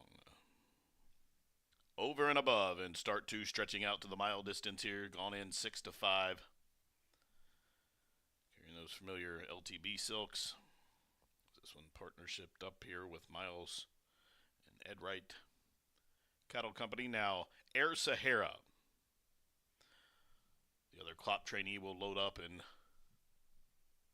go in at 7 to 1. Timeless Justice has gone in, waiting on Burn Brightly. Burn Brightly from the Gorham Barn up to the outside, partners with Santos Sanjur. They're in the gate. And they are off. Level beginning. Wakari with the blinkers on, showing speed. Over and above, stretching out. Will pressure up to that one's outside as Burn Brightly will stack up 3 deep. Then Suki Song and Rodney's work their way over to the fence from 4th and about 3 off the pace. Then Air Sahara and Timeless Justice with the blinkers on is at the back of the pack. They work around the opening turn, and Wakari giving Cedillo a little bit of fit there, throwing the head about just outside the 6 furlong marker, but now has that neck bowed by Abel Cedillo in front by about 3 parts of a length. Burn Brightly up to the outside, racing in 2nd. Then it's Over and Above, who broke sharply but is back in the hand from 3rd, covered up to the outside by Timeless Justice from 4th. Then Suki Song is 5th, and at the back of the pack, Air Sahara is last of the lot. 4.5 furlongs to go, chasing Wakari and Abel Cedillo now opening up by 2.5 lengths, approaching the half-mile stage. Wakari's in front. Then it's Burn Brightly still tracking from 2nd. Marcelina Pedrosa's given Over and Above. A couple of reminders to go get the pace setter, and here she comes up the inside, and Timeless Justice ranges up to the outside of those as they work around the turn. Wakari still lead, and Abel Cedillo sitting chilly there in front by 4 lengths. Over and Above is raced up into 2nd, but hard used to get there. Suki Song saved every yard from the inside from 3rd, half mile, 48 and 3/4, 1:14 and 2, and they're at the top of the home stretch. And Wakari will turn for home, 2 to the good. Here's Over and Above to take another crack at her by the furlong ground. Suki Song's trying to squeeze through along the fence. They're inside the final furlong. Here's Over and Above to the outside of Wakari, sequestered, now finding room is Suki Song to the inside. Suki Song's in a world of tight spots there. Over and Above to the hoop. Over and Above, 3 parts of length. Unlucky Suki Song was 2nd. To the outside was Timeless Justice and Wakari in 1:47 and 4.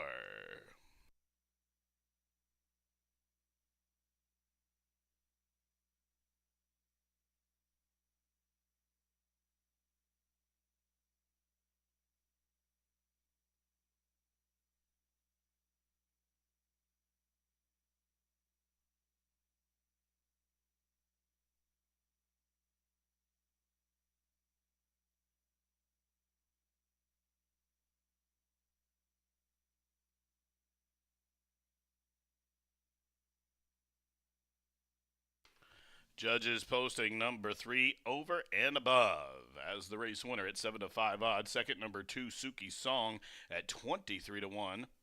There's a photo for 3rd between Timeless Justice and pace setting Wakari. 3-2 photo finish.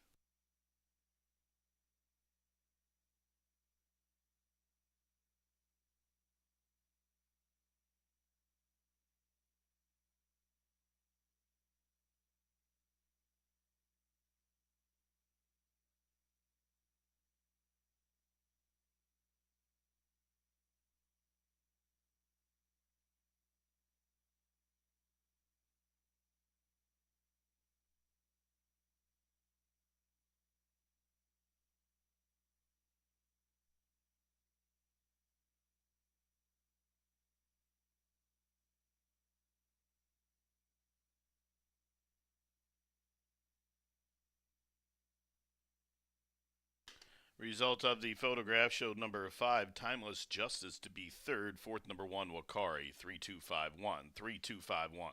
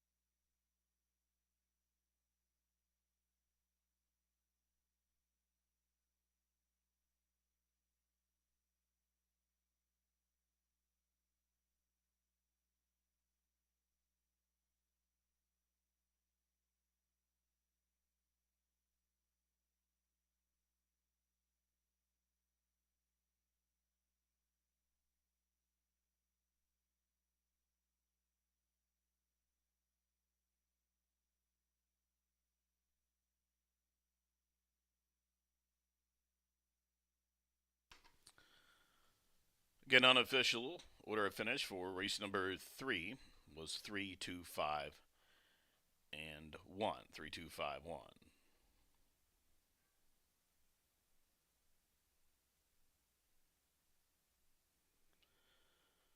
Well, familiar place for this team here of Garcia and Pedroza. They've teamed up now 5 times in the last 10 races here at the track. This time with number 3, Over and Above. Over and Above is a 2-year-old dark bear brown filly by Unbridled Express out of the Munnings mare named Miss Blossom. The winner's owned by Miles Childers, Ed Wright Cattle Company, and Bernie Flint's LTB Incorporated, trained by Gennaro Garcia for his second of the day, and Marcelino Pedroza Jr., the winning jockey. That's 2 for Pedroza and 2 for Gennaro here, as Over and Above gets her maiden score, and she covered the mile 70, stretching out 147, and for the winner is bred here in Indiana by her connections. Races official prices are up. Over and Above end up going off second choice, returns 480, 380, 210.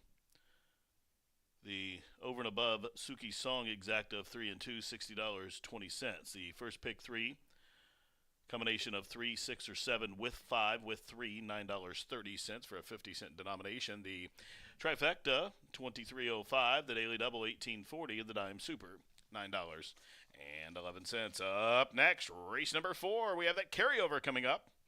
Carryover in the pick 5, 50-cent pick 5 in races 4, 5, 6, 7, and 8. We have a carryover of $27,330 plus there in the 4th race. Again, that pick 5 kicking off here, 50 cent on races 4, 5, 6, 7, 8. Give you the changes there for the balance of the sequence. No changes here in the 4th race, which goes to post in 18 minutes. 5th race, that turf event.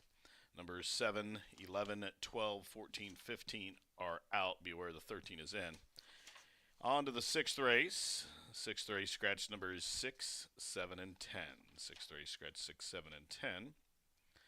The 7th race, number 3, has been scratched, as has the also eligibles 12 through 16. Be aware the 11 has drawn in there in race 7, and the change of jockey on the 9 to Pedroza. 8th race, the final leg of that pick 5 sequence, scratch numbers 5, 6, 7. 5, 6, 7 are out. The 11 and 12 have drawn in. Then the 9th and final, scratch all the also eligibles and put Giovanni Flores on the 10. Race number 4 coming at you, that pick 5 with that carryover in 17 minutes.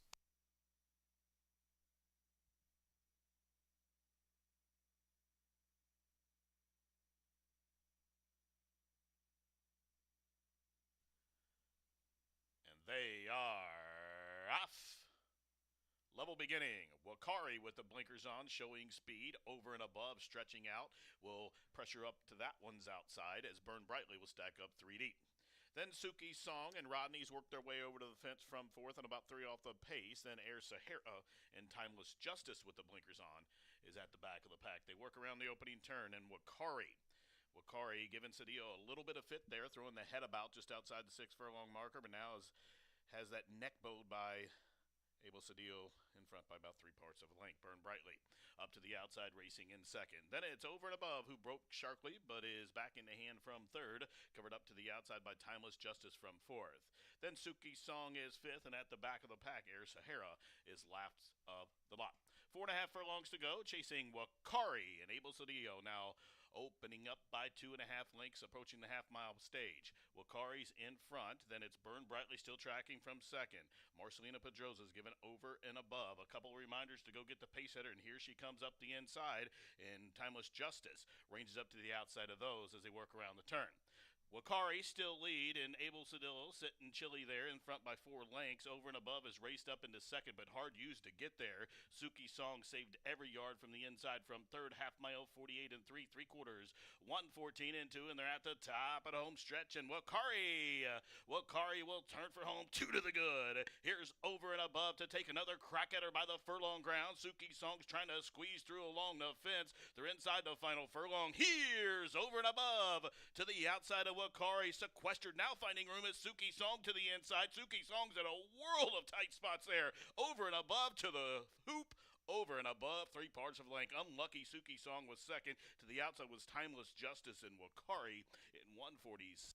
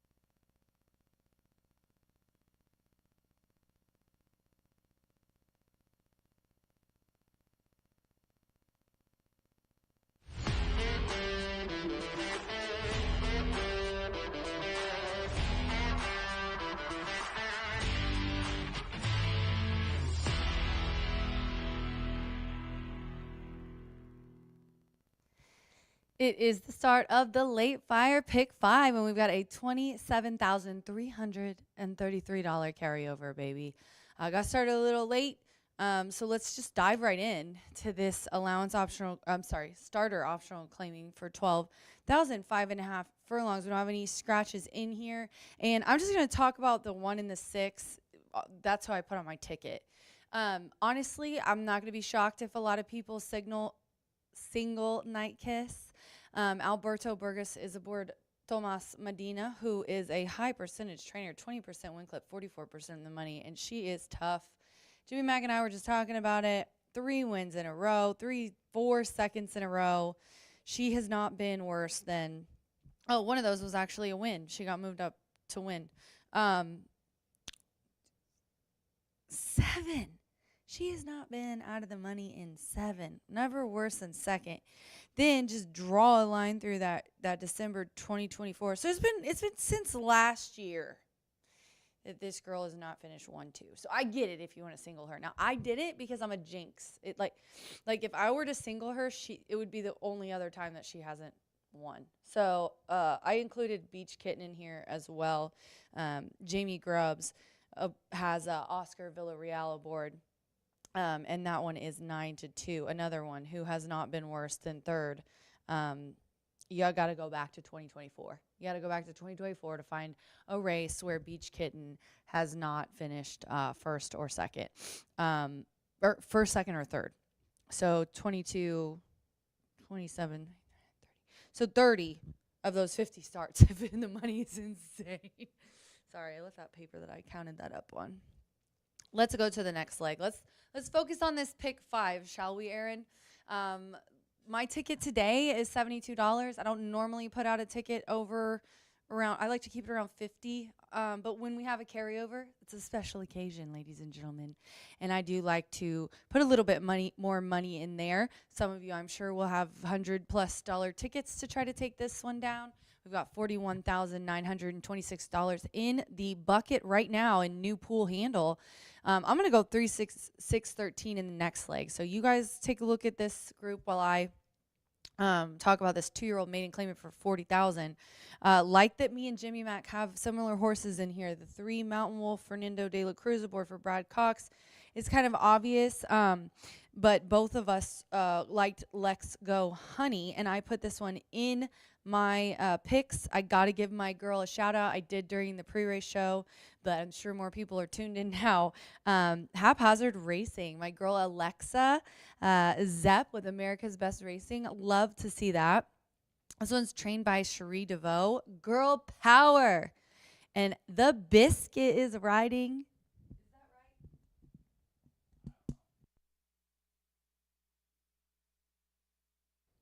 Sorry, guys, had to double check that jockey change. But dropping down in class, she would not get close to the rail. She was in a full 12-horse field. She was at Churchill.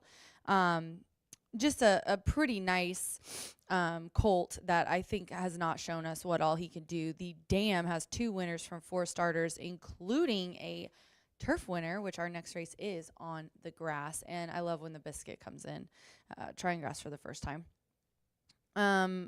The 3, the 13, and then I also have the 6 in there. Sophie Doyle on the turf is always an angle I'll go with. Moving on to the 6th race, we've got some Indiana bred allowances. Now I talked about the 6th race on FanDuel. The 7th race is the FanDuel race of the day, so be sure to get your bets in on those. But I just went 5 and 11 on here, which are my top selections. Strangers Church, Ramos aboard for John Heron. Ramos had 2 hat tricks last week, 11 wins in 6 days, coming off a win. And then I spread in the next race. In the 7th, I really went 4, 5, 8, and 9 in here. I like for a little bit of a long shot. Me and Jimmy both do. High Breeze hasn't raced since 2024, but it's a big drop in class today and is adding Lasix for the first time. And then in the final leg, we have a bottom level claimer, and I'm going to go 1, 4, 10. I just put my top selections in there. I really like Your Glorious Dayless in here, the 1. And then on the outside, Air Force Thunder, Marcelino Pedroza, and Gennaro Garcia already have gotten together for a double on the card, winning the 1st and the 3rd. We're going to throw it up to Jimmy Mack.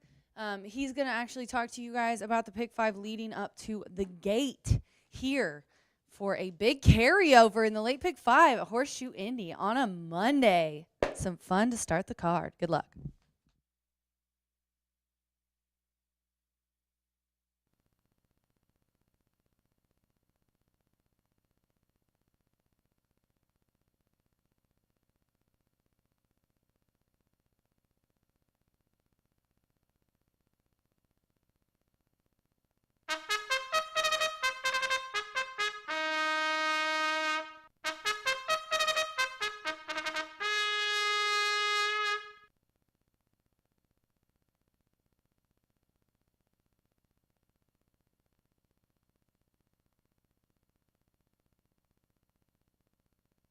Phillies and Mares stepping trackside here for race number 4 at Horseshoe Indianapolis. Race number 4 is a starter optional claimer for the Phillies and Mares.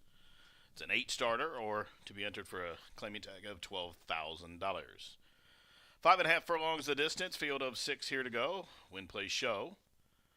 Exacta, try, super, daily double, pick 3, and that pick 5 starts right here with that carryover of better than $27,330 some odd dollars in just a couple of minutes.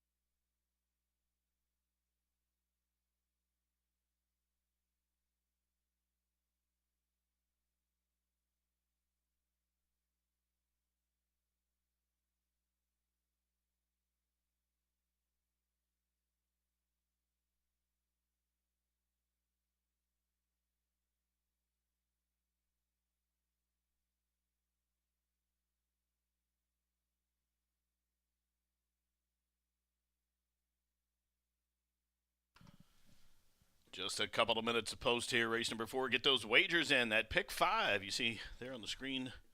Carry over $27,333 at new pool handle, closing in on $60,000. Get involved here. It kicks off right here in race number 4 with the starter optional allowance. And got a ticket I threw together as well up on the screen. $72 play. I'm putting all my eggs in Night Kisses basket in here.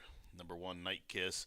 She's an 11-time winner here locally, 12-time in her career from 30 starts. Now, this one is cutting back to the 5.5 furlong distance, and she'll give you a scare. She will be well back near the tail of the field, and she does have a good, strong closing kick. She's in search of 4 wins in a row. She had 6 wins here last year. She's 4 for 7 this meet, and her 3 defeats were all second place finishes. Now, Night Kiss is going to be my single in the sequence, and then Leg number 2 in the 5th race, I'm going to use 3 horses there. Mountain Wolf dropping in class for Brad Cox. This one has a pair of grass efforts here. On debut was 3rd, beating a couple of lengths at the 7.5 furlong distance and stretch out to the mile. Kind of ran even, 6 beating 5 lengths, but drops in class, gets the leading jockey. It's one I'm going to use in there, as well as number 4, Bree from 3. Joe Ramos picks up this one for John Ennis, and this one was 5th on debut at Keeneland and 4.5 furlong distance in the mud. The horse's pedigree indicates to me probably wants more ground. Classic Empire out of a Noble Mission mare, so that's definitely wants grass and route. So it's going to get it today, Bree from 3, and it's going to be a price there in the 5th. And then I'll use a 13 drawn in off the also for Cherie DeVoe. This one stretching out and getting grass after taking some action at Churchill on debut. Was off slow and shied and from the rail and had to check a couple of times and just kind of had a nightmarish trip for a baby to debut with that. Now gets the distance in the turf as well. That's what I'll use. Race 6, I'm going to use as much as my budget as I could there. I'm going to use the 2, 3, 5, and 9, and 11 in there. 2, 3, 5, 9, 11. Using most of the field there. There are a couple of scratches in that race. The 6, 7, and 10 are all out now. So that's who we'll use in race number 6. And then the 7th race, when we go back to the turf course for the second time of the day, that's a maiden filly and mare special weight to go a mile over this good turf. And the rail is out 48 feet there. Race number 7, the 3 is out. Number 9, Rather Distinct, is one I'll use with Nick Juarez off the mounts. Marcelina Pedroza picking up the call. I'll also use the 4, 5, and 6. Hope for some prices there in the 7th. And we'll close it out with the bookend horses there. And that non-2 claimer in race number 8, we'll use 1, Your Glorious Dayless, and the 10, Air Force Thunder. Gennaro Garcia already with a couple of wins on the program. His barn is on fire as of late. On Champions Day, he and Marcelino teamed up for 3 victories that day. 2 of those were big handicap races, giant purses that day. We had giant handle, and they've came back already and won 2 out of the first 3 today, and those are the 2 we'll use in there. All in all, it's a $72 play. We're going to single the 3 to 5 shot here and hope for the best as they approach the starting gate. Get those pick 5 tickets in. Good luck.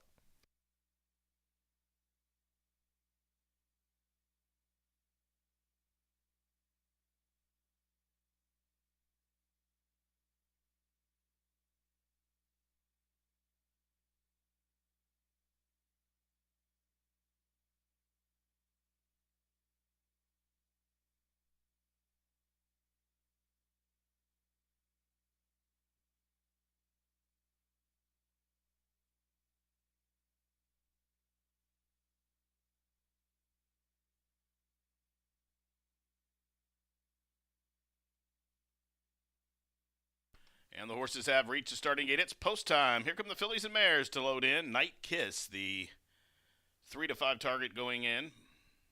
12-time winner, locked up. Wampus Kitten in the Bug Boy moving forward. Cactus Flower. She's a 9-time winner.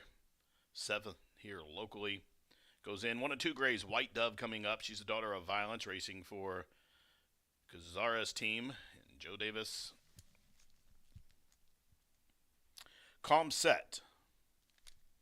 And Orlando Mojica Sr. going in. Beach Kitten. Up to the outside. They're at the post. And they are racing. Hop at the start for Cactus Flower, and she is last. From between horses, White Dove flashing speed. Wampus Kitten to the inside. Calm Set is being shoved up for some early go there from 3rd. Down on the inside, Night Kiss, the favorites, close up 4th today. Up to the outside, Beach Kitten, she's 5th. And after hopping at the start, Cactus Flower is last of them all. Up the backside they go, now into the far turn. There goes Beach Kitten with a 3-wide blitz. Up and after the lead, White Dove from in between horses. Wampus Kitten to the inside. Cactus Flower last up into 4th with a middle race move there. Trying to cover up Night Kiss. He has her pinned in there down along the inside. She's going to try to find a seam. Wow, what a narrow opening there and a daring effort from Night Kiss to come on through to stack up 5 across the course as they turn on for home. And Night Kiss, the big favorite, off the turn. She slid through along the pine, and at the furlong ground, ground. She's quickened about 4 lengths better than Beach Kitten from the backfield. Cactus Flower, but with a 16th left to go. Night Kiss. Alberto Burgos is in victory formation. Night Kiss, she was tons the best. She was 4 to 5, bet down to 1 to 5 late, 1 to 5, won by about 7 like a 1 to 5 should. Beach Kitten was next, and a host of horses in a photo for the show, though. 104 and 1. Night Kiss, a 13-time winner now.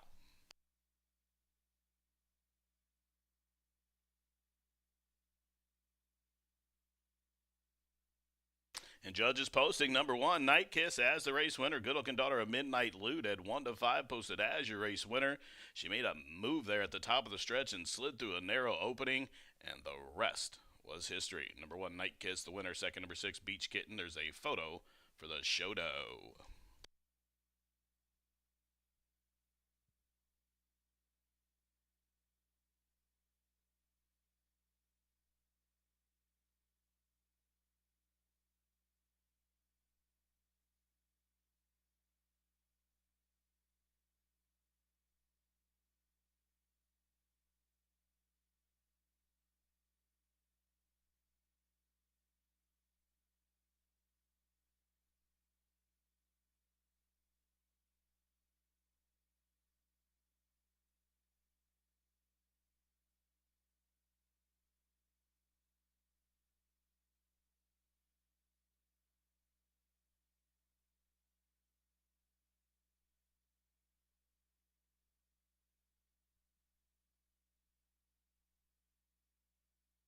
Result of the photograph showed that number 3, Cactus Flower, was third. Fourth, number 2, Wampus Kitten.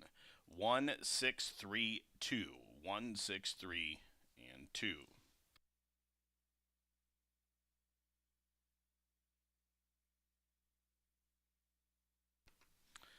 Well, moving into the Murphy Trailer Sales Winner's Circle. Number 1, Night Kiss, dominating the starter allowance event. She's now on a 4-race win streak. She's a good-looking 5-year-old dark bear brown daughter of Midnight Loot. She's out of the Macho Uno mare named Dignity. She is owned by Jose Salazar, trained by Tomas Medina, and ridden to victory by Alberto Burgos. Night Kiss, 4 in a row, 12 times over the local surface. It's her 13th lifetime career in just 31 starts, and she won wrapped up, covering the 5.5 in a throttle down gallop, 104 and 1. Night Kiss, bred in Kentucky by Bonchance Farm, LLC. Race 4 to start that pick 5, 1, 6, 3, 2. The 1 to 5 favorite obliges here for the Medina Barn.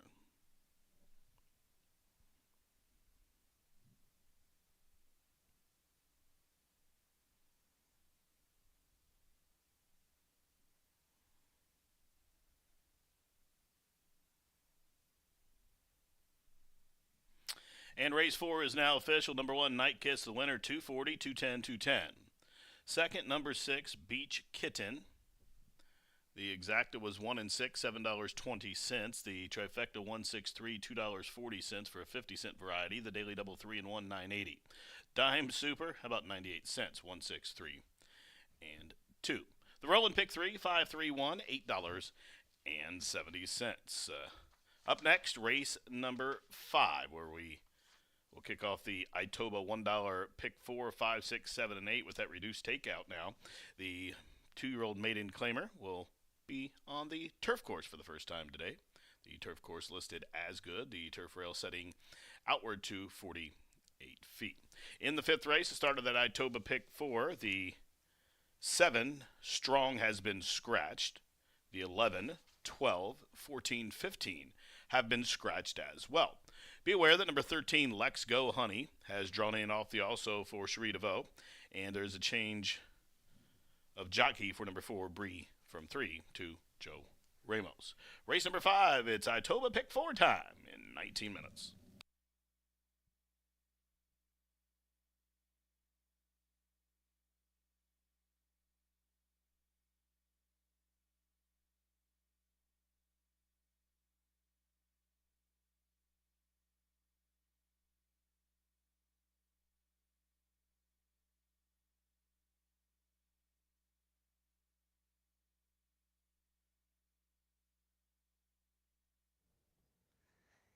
I know we don't normally do birthdays right now, but the birthday girl herself just walked into my office. So I had to jump over here and do this now rather than later as her and her father. Yes, that's right. This is the daughter of Tony Granitz, one of our longtime trainers here in the state of Indiana. I still remember when Tony moved all his barns and everything from Illinois. We were so excited. He's been a great friend to the Indiana Racing Program. And Eve is 21. She can drink, and she used to be a baby. Your girl is feeling so old, you guys. Like, between Tammy's daughter, Gabrielle, and I going out drinking the other night, and now Eve's 21. Next, her and I are going to be having a beer together soon. And she was just my baby.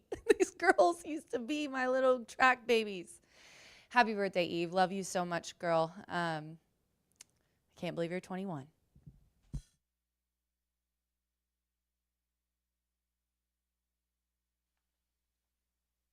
And they are racing Hop at the start for Cactus Flower, and she is last. From between horses, White Dove flashing speed, Wampus Kitten to the inside. Comsat is being shoved up and for some early go there from third. Down on the inside, Night Kiss, the favorites, close up fourth today. Up to the outside, Beach Kitten, she's fifth. And after hopping at the start, Cactus Flower is last of them all.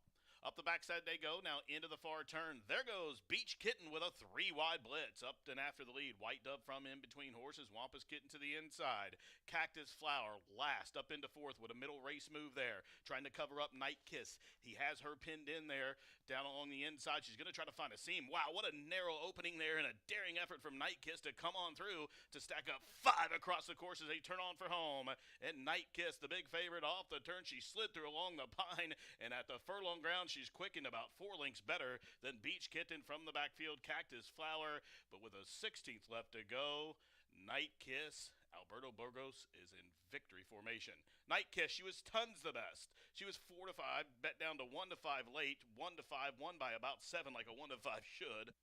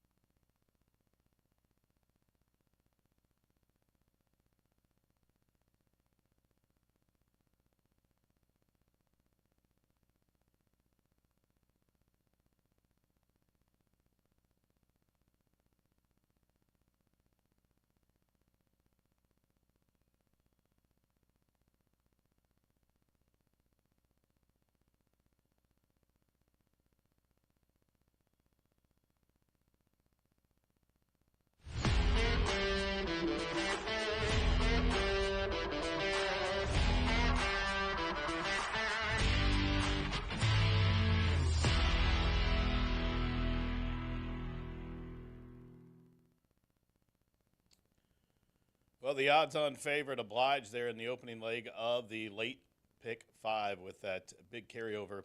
And pool took some action, too. Nearly $500,000 almost in that pool. Now, race number 5 coming up, we'll start another pool, and this is the $1 Itoba Pick 4 opening leg. And it starts with a maiden 2-year-old claimer, maiden 2-year-old for $40,000. We're going to head out to the turf course for the first time today. And it's a mile turf event over a good surface. Now, the turf course listed as good, the turf rail setting outward to 48 feet. A couple of changes in here, scratch numbers 7, 11, 12, 14, 15. The 13 draws in here off the also eligible, and we do have a change of jockey on the 4-horse to Joe Ramos. Pretty good competitive field here for this opening leg of the pick 4. This is a 2-year-old maiden claimer. Have several horses dropping, have horses coming in from Kentucky. Really solid race for the 40 level. And I like number 3, Mountain Wolf, is one of 3 horses in here we'll talk about. And it's a 2-year-old son of Britannico out of a Brilliant Speed mare. Now, Brad Cox is conditioner. Brad's hitting somewhere around 30% in almost every category here at the meeting and 63% in the money. You'll see 32 wins from 101 that starts as per when this program was printed. But Mountain Wolf on the drop-in class debuted for the maiden special weight level, was third, beating a couple of lengths when rallying from next to last, and then came back and got a little extra distance from that 7.5 furlong debut, got the mile, and kind of ran even around there, was 6 beating 5 lengths, and really didn't have an excuse, did take some money that day, but drops into the $40,000 level, as you see assistant trainer Ricky there with some last-minute equipment adjustments now that they put that overgirth on her. They'll take her for a spin, let her stretch out here. Mountain Wolf is one I like, and obviously right now the people do too. 7-5. People's pick Mountain Wolf on the drop-in class for Brad Cox.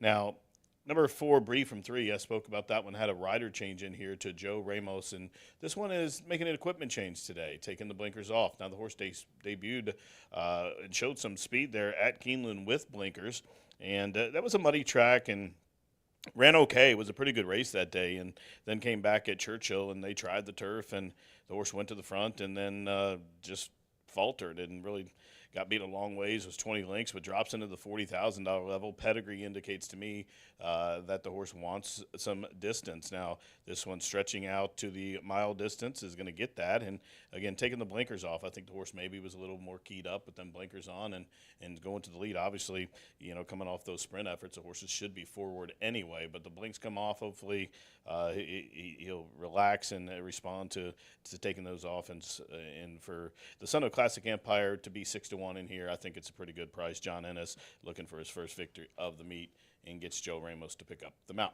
Now, number 13 drawn in off the also eligible Lex Go Honey is another one that pedigree indicates to me definitely wants ground, definitely wants turf, and this one gets the services of Adam Beschizza. And the 13 that Lex Go Honey is bet down right now to 4-1. Certainly looks the part in the paddock. Really good looking chestnut there, son of Lexitonian out of the Medaglia d'Oro mare named Honey Trap. And take a look at that one walking around the paddock there. That's just absolute specimen of a horse there. Tucked up, muscular, he's got that neck bow, taking things in. I like when the horse's ears are up, just going back and forth, trying to check things out. The horse isn't getting overly hot or anything. And this one that debuted and just had a kind of a nightmarish trip at Churchill on debut at that 6 furlong distance and shied from the rail, steadied at the 5/8. You'll see in the short comment. If you go back and watch a replay, you'll just absolutely draw a line through the race. I know we say that a lot. We're just going to draw a line through it. But that one is definitely one of those ones that you will forgive. And on the class drop and the stretch out and the Cherie angle, I have to have this horse on every ticket. And I'm going to have it on a ticket in this Itoba Pick 4 where I'll use the 3 horses we just talked about. It's just going to be a $30 play. We use most of our budget in the 6th race. We're going to use the 2 Hard Scholar for the Catman. This one just broke the maiden on the turf, but does show some good efforts on the dirt, and we'll use that one. It's hard to believe we're going to get 8-1, but Chisel is the 3 horse set 5-1. We're going to throw in Stranger's Church will be on most everybody's tickets. The 9 Toys Troubled Hero, big long shot for Klopp, fresh off that maiden win. I'm hoping it's one of those light bulb angles, and then Ease My Mind. This one was claimed for $5,000, 3 starts back, then come back subsequently and won the the non-220 level, and then thought enough that effort to run in the Itoba handicap and was only beaten 6.5 lengths, and now comes back here in this non-3 Indiana bred race, and we'll use that one there. Race number 7, we're going to go a couple of horses deep. Number 4, Strong Destiny. This is a Juddmonte horse for Brad Cox, son of Constitution, out of a Spitestown mare named Barbadia. And this one was the beaten favorite last start at Churchill, beaten 6 lengths. But in a little bit softer here, it's getting back to the turf, and we're going to use that one along with number 9, Rather Distinct, the 2 logical horses for me coming in from KY. And to close out the pick 4, we're going to use number 10, In Gennaro We Trust. Number 10, Air Force Thunder in the 8th race. This one exiting much tougher, dropping in for the 5. Pedroza and Gennaro are on fire as of late. All in all, it's a $30 play. Here they come. Race number 5 to start the Itoba pick 4. Good luck.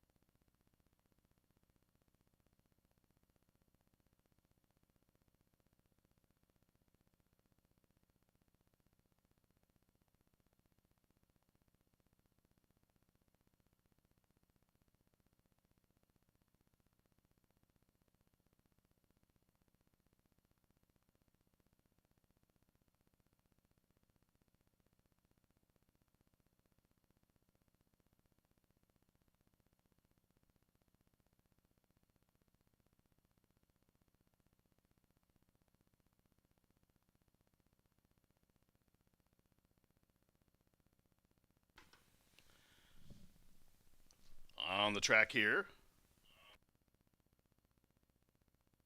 for race number 5, the opening leg of the Itoba late pick 4. That's a $1 base bet. We're going to head out to the turf course for the first time today. Maiden 2-year-old $40,000 claimers will race a mile on that good turf with that turf rail setting at 48 feet. Couple of changes here in the 5th race. Number 4, Bree from 3 has a change of jockey to Joe Ramos. Scratch number 7, Strong. Scratch 11, 12, 14, 15. Be advised that the 13, Let's Go Honey, has drawn in and will go. Turf course time here for race number 5. Win, play, show, exacta, try, super, daily double. Starts at pick 3 and starts at $1. Pick 4 presented by Itoba. Post time in just a couple of minutes.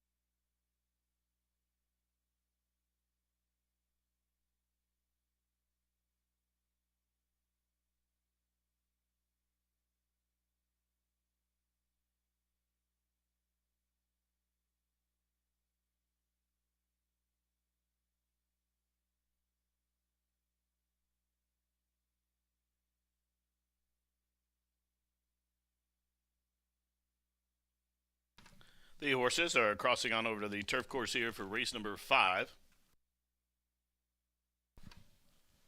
Durable going over as his Stolen Power.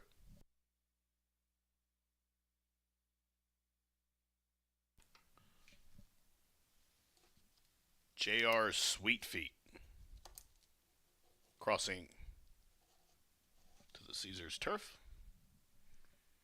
Mountain Wolf coming up.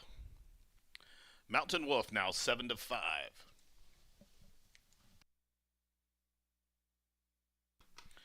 JR Sweet Feet moving in.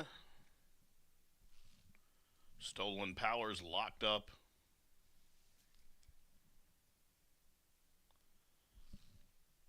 The 3-2 favorite Mountain Wolf loading in.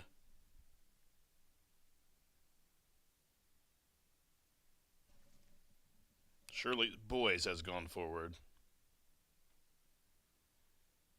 Favorites locked up. Shirley's Boys is in. Organized and Bree from 3 the next 2.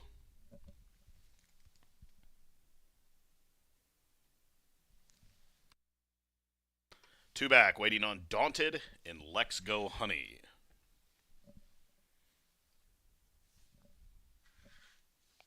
Daunted, the gray son of the Factor, has gone in. 1 out. Let's Go Honey. Up to the outside. They are at the post. And they are racing to a level beginning. From between horses, the gray Daunting will get the first call. Also flashing speed. Bree from 3 on the stretch out. Those two hook up under the wire for the first time. Stolen Power away in the 3rd position. Let's Go Honey from the high draw is 4th and about the 2-path on to run the first turn. Durable, really headstrong. From between horses to the outside is JR Sweet Feet. Then down on the inside, advancing is Distant Galaxy. With a wide angle is Organized on the run around the first turn. And at the back of the pack, it's the favorite Mountain Wolf is last of the lot. About 12 lengths from top to bottom as they hit up the backside. They're going kind of quick here, 22-2. So the pace is on. Daunted to the outside of Bree from 3. Those two lead the way up the backside as Let's Go Honey and Adam Biscuits now draw closer 3rd. JR Sweet Feet to the outside in 4th. From between horses on the run down the back stretch, it's Stolen Power. Then a gap of 2 back to Shirley's Boys. Up the inside, Distant Galaxy. Then Organized, and Mountain Wolf still trails. Half mile, 48-3. It's Daunted to the outside of Bree from 3. A 4-wide blitz from JR Sweet Feet. Let's Go Honey trying to catch the hole in between horses. Then 2 lengths further back, Durable is 5th with about 6 to find. And Stolen Power from last. Mountain Wolf found his feet, but he has 10 lengths to raise at the top of the home stretch. And JR Sweet Feet off the turn to the outside of Let's Go Honey, who's under a heavy ride. It's Let's Go Honey to the inside. JR Sweet Feet raising the stakes to the outside. And then further out, it's Durable, but with a 16th left to go, it's graduation day for Junior Sweet Feet. Won it by almost 2 in the end. Let's Go Honey was 2nd. Then it was Durable, Stolen Power, lunging up the inside, Mountain Wolf, and Shirley's Boys. All of that in 136-4.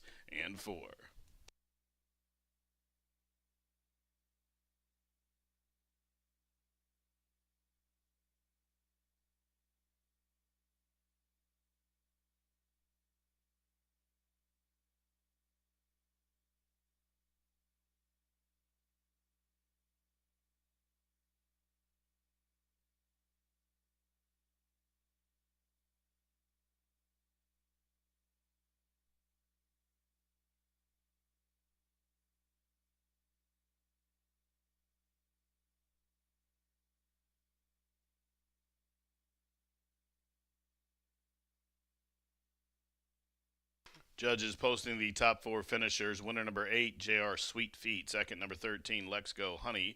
Third, number 6, Durable. Fourth goes 2, Stolen Power. 8, 13, 6, and 2. 8, 13, 6, and 2.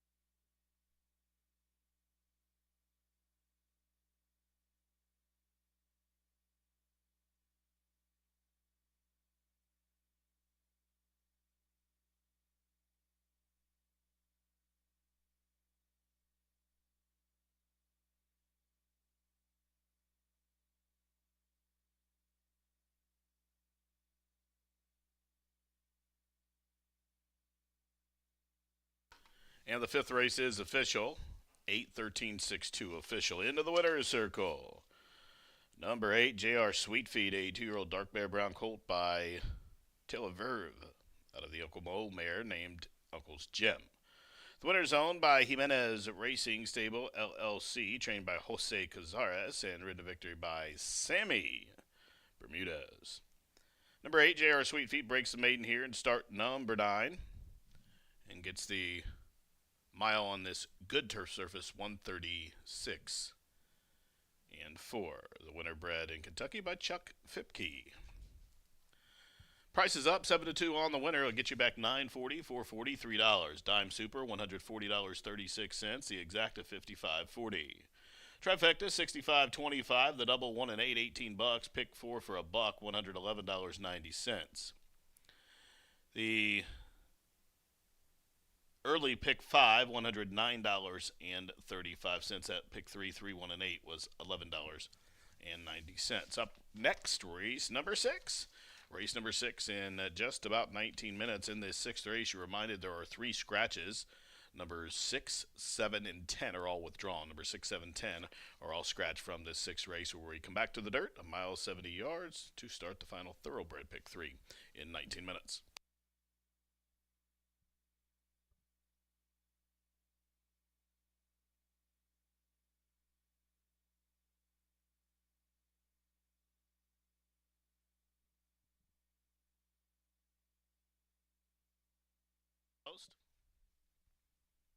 And they are racing to a level beginning. From between horses, the gray Daunting will get the first call. Also flashing speed, Bree from 3 on the stretch out. Those two hook up under the wire for the first time. Stolen Power away in the third position. Lex Go Honey from the high draw is 4th and about the 2-path on to run the first turn. Durable, really headstrong. From between horses to the outside is J.R. Sweetfeet. Then down on the inside, advancing is Distant Galaxy, with a wide angle is Organized on the run around the first turn, and at the back of the pack, it's the favorite Mountain Wolf is last of the lot. About 12 lengths from top to bottom as they hit up the backside. They're going kind of quick here, 22 and 2. So the pace is on. Daunted to the outside of Bree from 3. Those two lead the way up the backside as Lex Go Honey and Adam Biscuits now draw closer third. J.R. Sweetfeet to the outside in 4th. From between horses on the run down the back stretch, it's Stolen Power. Then a gap of 2 back to Shirley's Boys. Up the inside, Distant Galaxy. Then Organized, and Mountain Wolf still trails. Half mile, 48 and 3. It's Daunted to the outside of Bree from 3. A 4-wide blitz from J.R. Sweetfeet. Lex Go Honey trying to catch the hole in between horses. Then 2 lengths further back, Durable is 5th with about 6 to find. Then Stolen Power from last. Mountain Wolf found his feet, but he has 10 lengths to raise at the top of the home stretch. And J.R. Sweetfeet off the turn to the outside of Lex Go Honey, who's under a heavy ride. It's Lex Go Honey to the inside. J.R. Sweetfeet raising the stakes to the outside. And then further out, it's Durable, but with a 16th left to go, it's graduation day for Junior Sweetfeet. Won it by almost 2 in the end. Lex Go Honey was second. Then it was Durable, Stolen Power.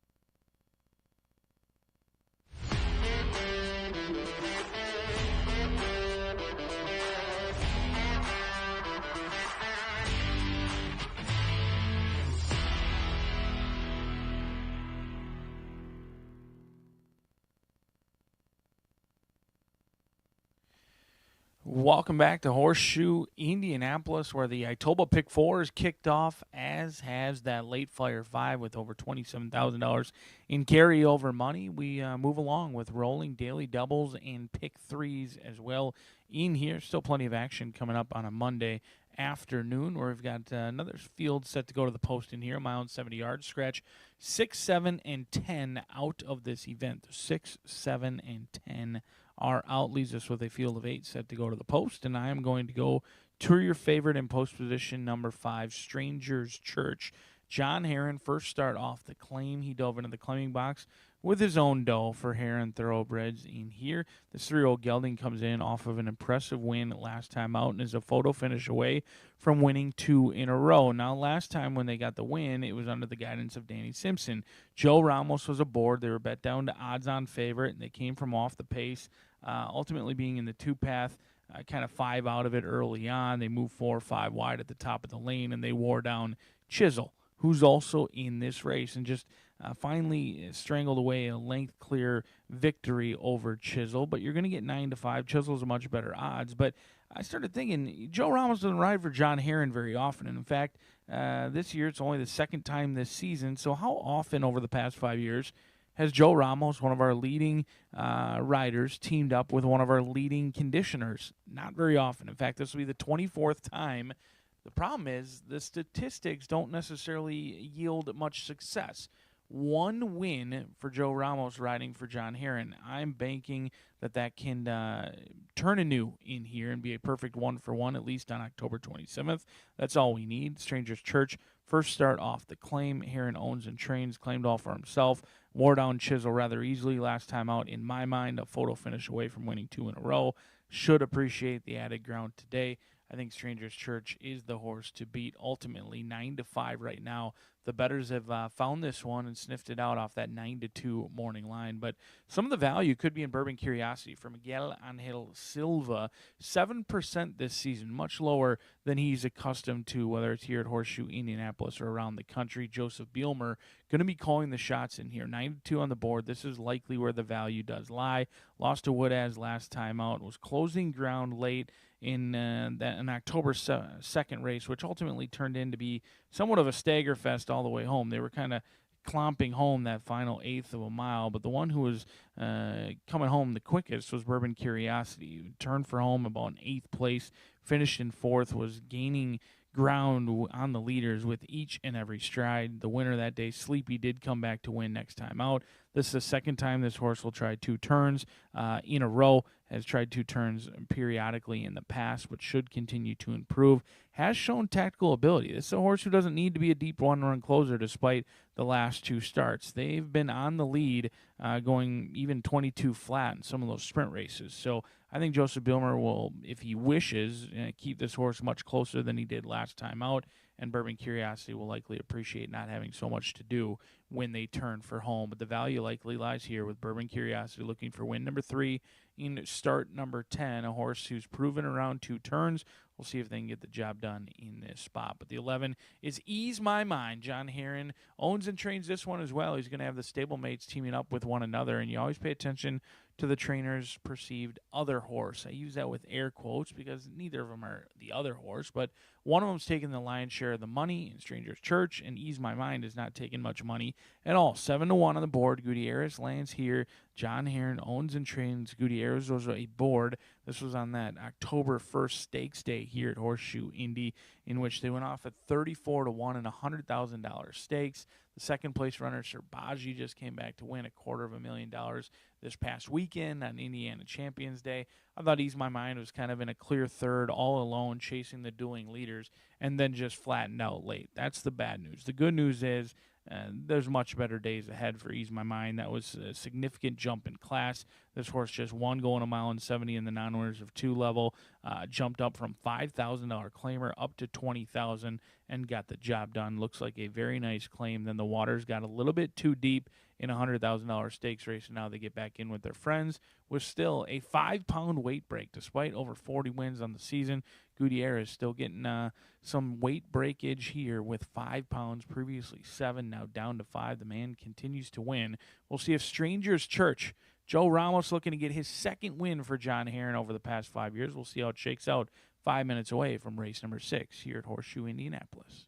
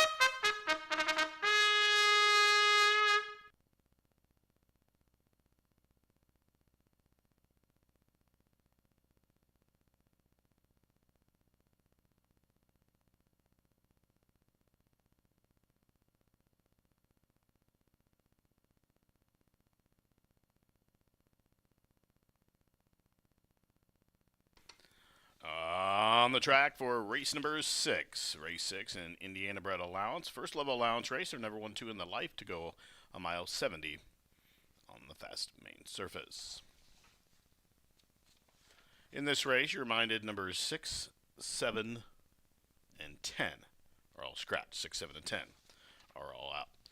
Race 6, win, play, show, exacta, try, super, daily double, starts a pick 3 and also offers pentafecta wagering, a 10-cent grand high 5, 10-cent base bet, top 5 finishers. Starts right here in just a few minutes.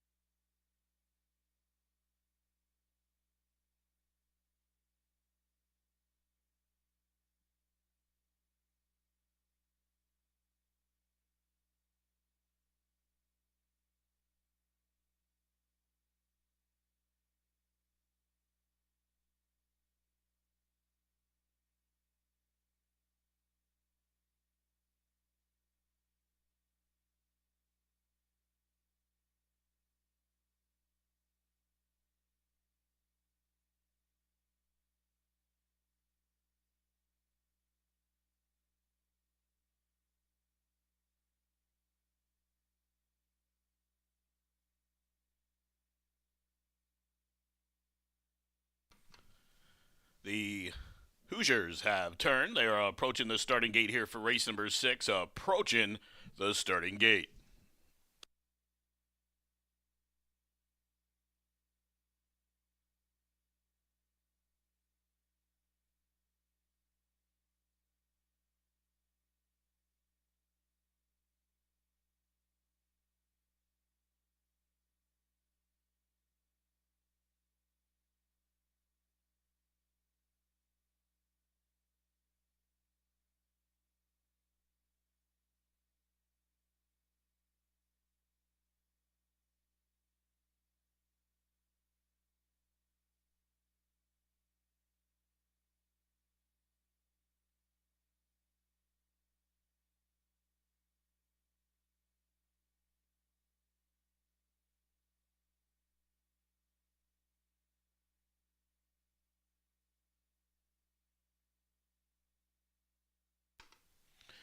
And they've reached the starting gate. It's post time for race 6 from the shoe.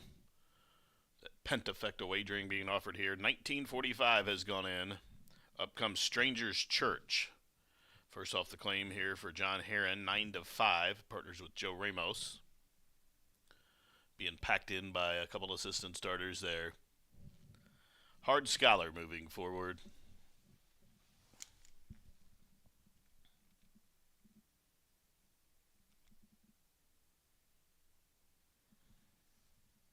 The Gray Chisel up and in.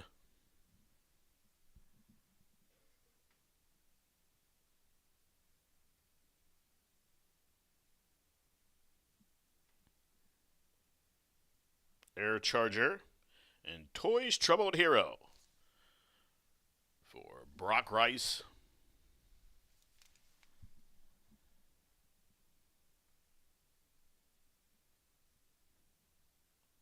Now this one out waiting on Ease My Mind. Being led in by Riley up to the outside here.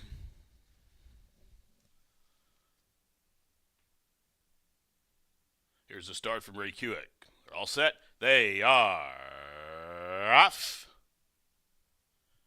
Heart Scholar had an alert beginning. Bourbon Curiosity is flashing speed. And then it's Toys Troubled Hero away in the third position.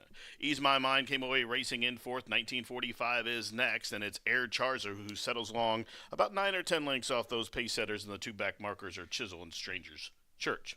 So Hard Scholar intent on getting the lead and has it by about a neck. Really had to work to get there to come and tackle Bourbon Curiosity.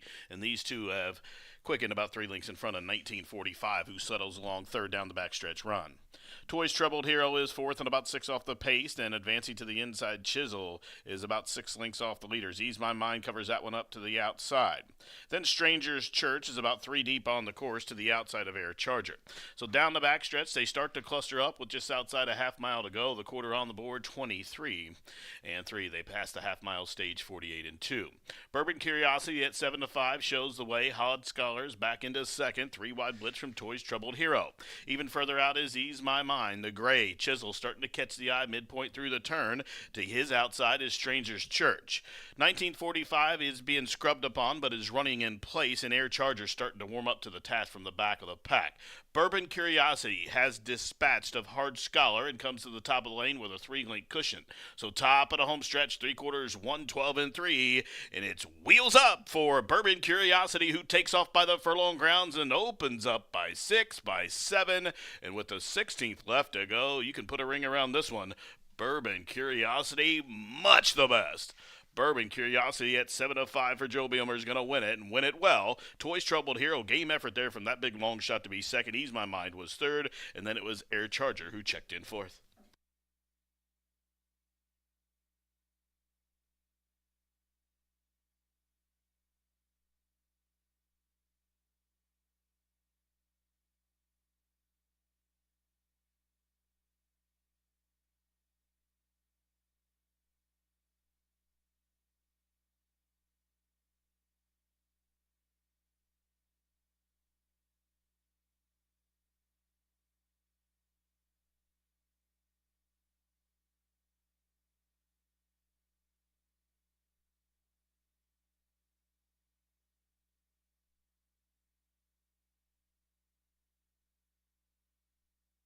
The placing judges have posted the top 5 finishers for that pentafecta wager in there. The grand high 5 unofficial order of finish has been posted for race number 6. The winner, number 8, Bourbon Curiosity. Second, number 9, Toys Troubled Hero at 43-1. Third was the 11, Ease My Mind. Fourth was number 4, Air Charger at 63-1. And number 5, Stranger's Church was fifth for the pentafecta. 8, 9, 11, 4, 5, so 7 of 5, over 43-1, over 6-1, over 63-1 fourth, and that 8 to 5 shot was fifth. So 8, 9, 11, 4, 5, the grand high 5 numbers. Bourbon Curiosity back to his winning ways. 3-year-old Gelded Son by Tom's d'Etat was a winner 2 back for the 20 non-2 level. The unfortunate task of facing Sleepy last start. Sleepy on that multiple race win streak for the leading trainer's barn. Now Bourbon Curiosity gets the 3rd lifetime victory.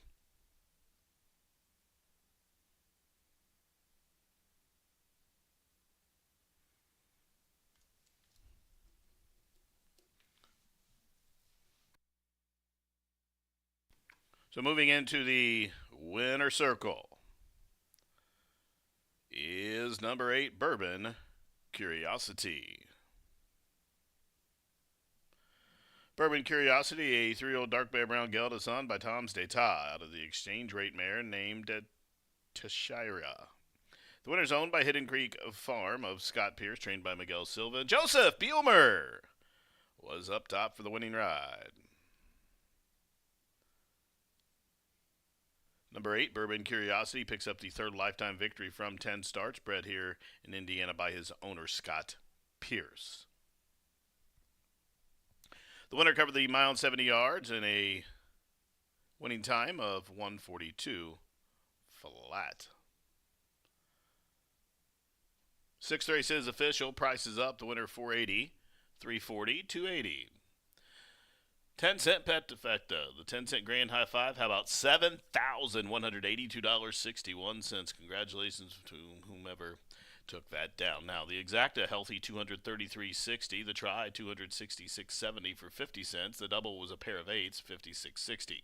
Dime super $839 and change. Now the pick 3 came back $11.05.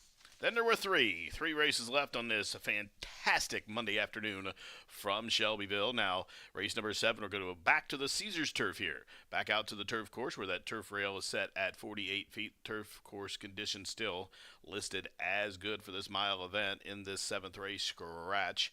Number 3, Sunshine Daydream. Number 3 is out, as are the 12, 13, 14, 15, and 16 horses. They have all been scratched. So 3, 12 through 16 are out. The 11 is drawn in off the also, and number 9, Rather Distinct, as a change of jockey to Marcelina Pedroza.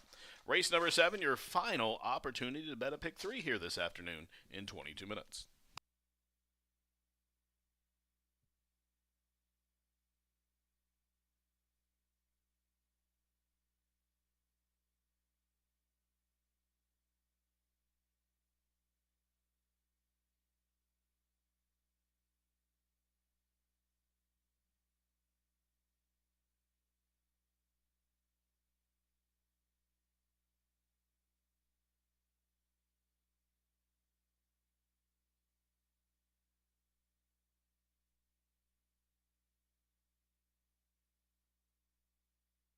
From Ray Kuick. They're all set. They are off. Heart Scholar had an alert beginning. Bourbon Curiosity is flashing speed, and then it's Toys Troubled Hero away in the 3rd position. Ease My Mind came away racing in 4th. 1945 is next, and it's Air Charger who settles along about 9 or 10 lengths off those pace setters, and the 2 back markers are Chisel and Stranger's Church. So Hard Scholar, intent on getting the lead, and has it by about a neck. Really had to work to get there to come and tackle Bourbon Curiosity, and these two have quickened about 3 lengths in front of 1945, who settles along 3rd down the backstretch run. Toys Troubled Hero is fourth and about 6 off the pace, and advancing to the inside, Chisel is about 6 lengths off the leaders. Ease My Mind covers that one up to the outside. Then Stranger's Church is about 3 deep on the course to the outside of Air Charger. So down the backstretch, they start to cluster up with just outside a half mile to go. The quarter on the board, 23 and 3. They pass the half mile stage, 48 and 2. Bourbon Curiosity at 7 to 5 shows the way. Hod Scholars back into second. 3 wide blitz from Toys Troubled Hero. Even further out is Ease My Mind. The gray Chisel starting to catch the eye midpoint through the turn. To his outside is Stranger's Church. 1945 is being scrubbed upon, but is running in place, and Air Charger starting to warm up to the task from the back of the pack. Bourbon Curiosity has dispatched of Hard Scholar and comes to the top of the lane with a 3-link cushion. So top of the home stretch, 3/4, 112 and 3, and it's wheels up for Bourbon Curiosity, who takes off by the furlong grounds and opens up by 6, by 7, and with the 16th left to go, you can put a ring around this one. Bourbon Curiosity, much the best. Bourbon Curiosity at 7 to 5 for Joe Beamer is going to win it, and win it well. Toys Troubled Hero, game effort there from that big long shot to be second. Ease My Mind was third, and then it was Air Charge from Ray Hewitt.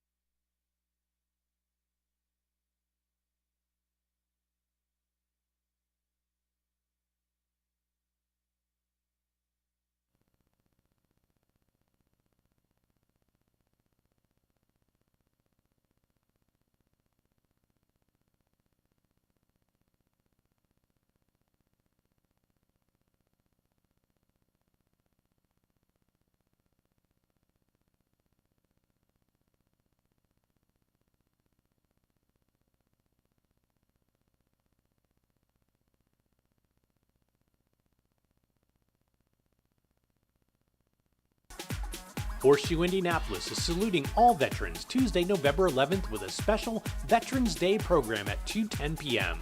Nationally known handicappers place wagers into the Pick 5 to raise funding for Hoosier veterans and families. Plus, play in the 2500 Veterans Day Handicapping Contest, sponsored by Indiana HBPA. Let's salute the veterans Tuesday, November 11th at Horseshoe Indianapolis, located off I-74 at exit 109 in Shelbyville.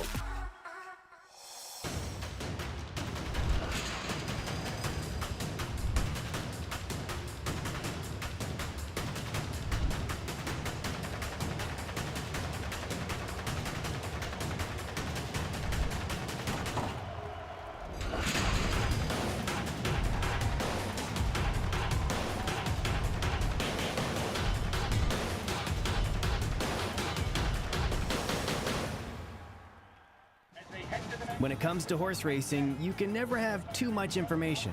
With Twin Spires, you can place your bets with confidence. Whether you use handicapping insights like our Brisnet speed ratings, prime power and past performances, the guidance of our experts' top picks, or just choose a name that catches your eye. Yes!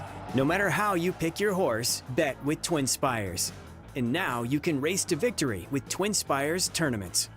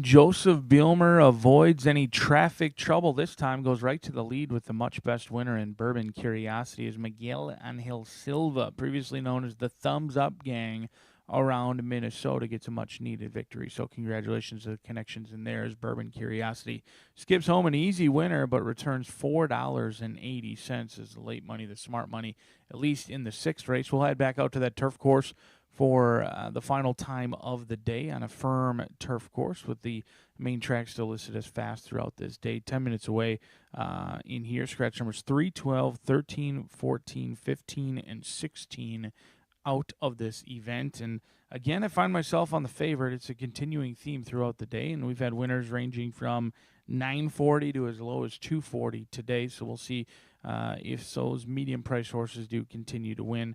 Brad Cox teaming up with Juddmonte in here. Strong Destiny. Now, Juddmonte seems like a household name, but not so much in Indiana. Over the past 5 years, it's only be the 29th starter.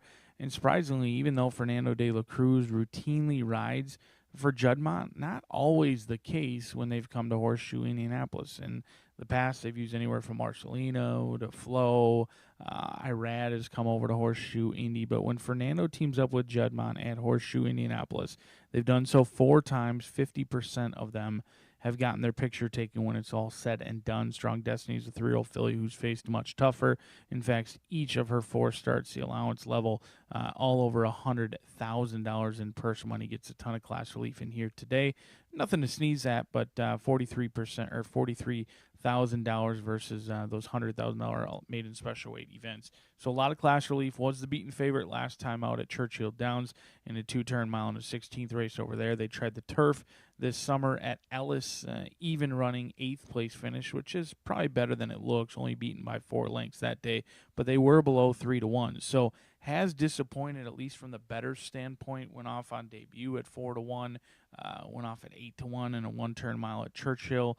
Has never really shown the ability to get to the lead. Does run evenly and then just doesn't show much fight in the lane. What I like today, class relief, connections that are winning. Brad Cox having himself a banner meet over at the just wrapped up Keeneland. When I last checked, he was tied for the trainer's title as well. The Juddmonte homebred in here should appreciate being back on the turf for the second time. It's likely her preferred surface, at least in this stage of her career. She's got a couple of very nice works since her last race as well. Love to see him going to the workout track in the morning 2 times since her last race. Strong Destiny, the bettor's choice. We'll see if it's the people's choice when it's all said and done, but 3-2 on the board right now. The 8 presents some value. This is J&J Heart and Soul. Another homebred in here. This one bred in Kentucky, a 3-year-old filly by Heart to Heart out of Soul Strategy for Thomas Malloy, who's winning at a pretty decent clip over the past 5 years, or 14% over the past 5 years. In the past 5 months is mostly what I'm concerned at. And his team just doesn't have that many horses that go to the post. Only 10 starts, 1 win in that time, so winning at 10%, 30% in the money.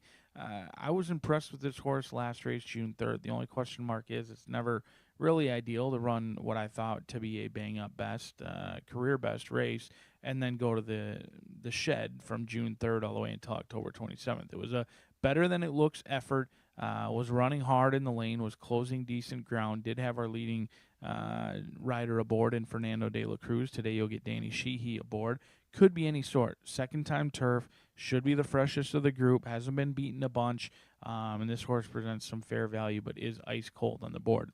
3-1 morning line. Looks like the morning line maker and I did agree that this horse was live. However, the people not a believer at this point of Tom Malloy taking on some of the big names in this race. 3-year-old filly who has every right to continue to improve. Lightly raced, second-time turf, and off of a brief freshening. And she's one who proves she'll try each and every start. And I think that's oftentimes what matters most. 6-1 on the board. The 9 is rather distinct. Eddie Keneally, Green Lantern Stables, Marcelino Pedroza Jr.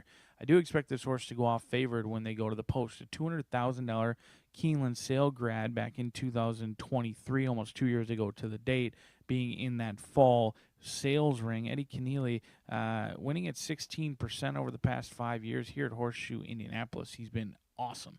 He's been electric when he brings horses here. Some of the big names around the country don't always bring the livest of animals to Horseshoe Indianapolis, but recently when the Keneally gangs come to town, they come to pick up their paychecks.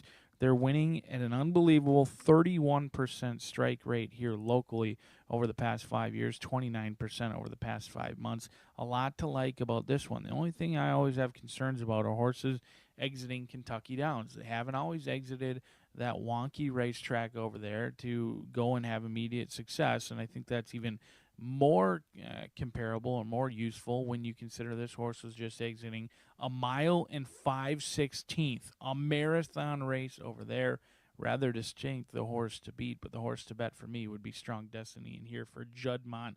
We'll see how it shakes out. An intriguing field goes to the post on the turf course here on October 27th at Horseshoe Indianapolis, 5 minutes away. Don't forget, there's a 10-cent petafecta that you can't win it if you're not in it, so good luck.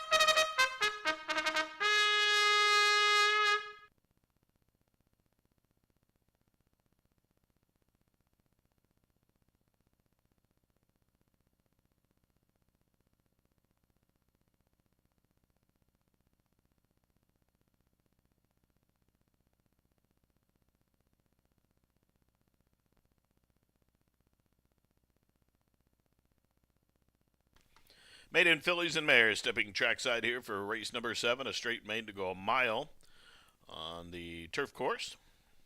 Turf course appears has been upgraded to fast, and 48 feet is the rail setting. In this 7th race, scratch numbers 3, 12, 13, 14, 15. 3, 12, 13, 14, 15, and 16. Are all out. The 11 Evelina has drawn in, is set to go. Jockey change on the 9 to Marcelino Pedroza. Win, play, show, exacta try, super, daily double, pick 3, and the pentafecta is offered here as well. Post time in just a couple of minutes.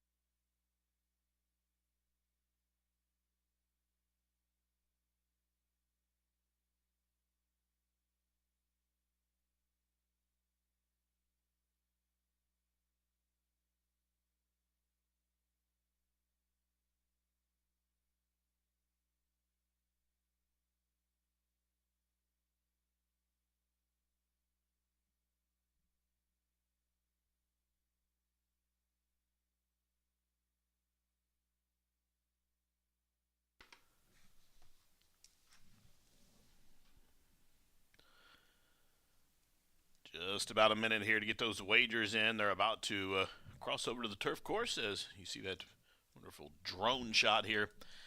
They're going to race a mile here over this firm turf. Again, that turf rail set out to 48 feet. Again, the course has been upgraded to firm here for race number 7, the second turf event of the afternoon. These are maiden fillies and mares to race a mile. 3-2 on Strong Destiny. Rather Distinct has gone 2.5 to 1 as the field now coming forward.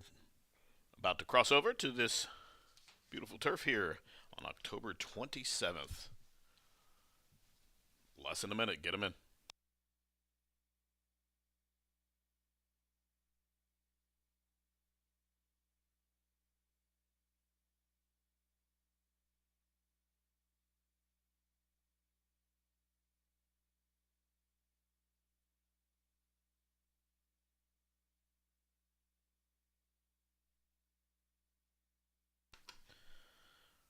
Rosa's Miss Prish, you see walking over. Winchell Thoroughbreds Break the Law, daughter of Constitution moving across. So they've reached the gate. It's post time for the 7th from the shoe. Rosa's Miss Prish coming into line.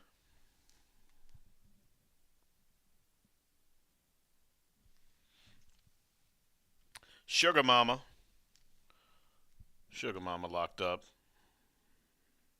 Here's Juddmont's Strong Destiny. Moving in. So just over half the field loaded now. High Breeze in the green and black. Worn by Mitchell Merle. Rudy Brissett stable. High Breeze, a French bred daughter of Speightstown moving in.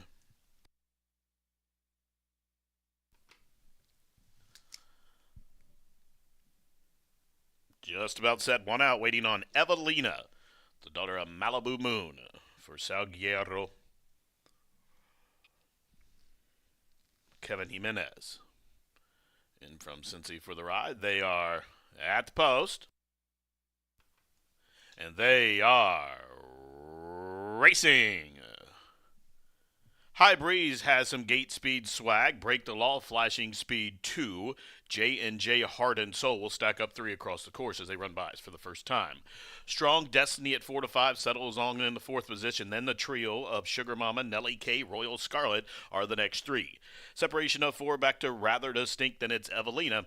And at the back of the pack early as they work around that turn, it is Rosa's Miss Priss.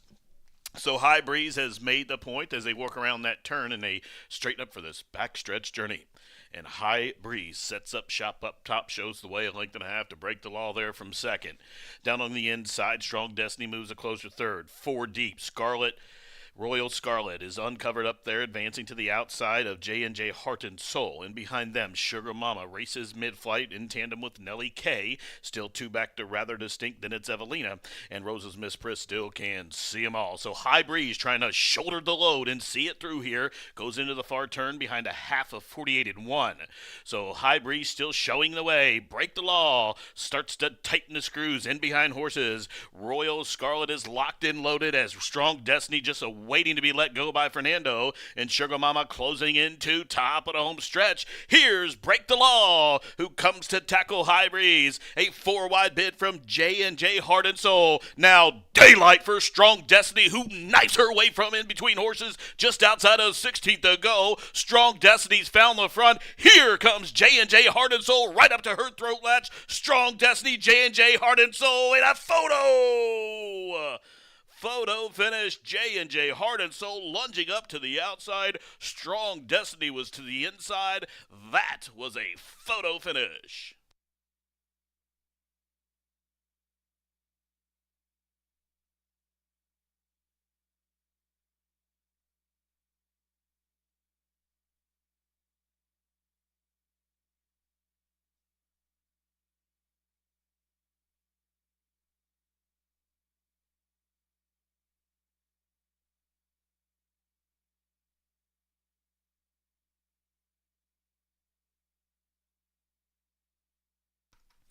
Had several exciting stretch battles this afternoon. And here on the Caesars turf, we get another one here in race number 7. J&J Heart and Soul with that rush closing down the center of that course 6-1 to the outside of Strong Destiny at 4-5. It was towards the inside. 136.27 seconds of running time.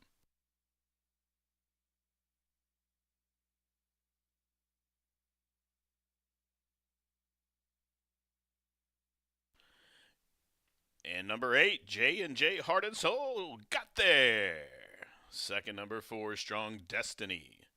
Third, number 9, Rather Distinct. Fourth goes 7, Break the Law. And finishing fifth for the Penta was number 5, High Breeze. 8, 4, 9, 7, and 5. 8, 4, 9, 7, 5. 6-1, over 4-5, over 3-1, over 16-1, over an 11-1 shot fifth. 8, 4, 9, 7, 5. As J&J Heart and Soul takes out race number 7 to break the maiden here, start number 4. A 6-1 unofficial winner.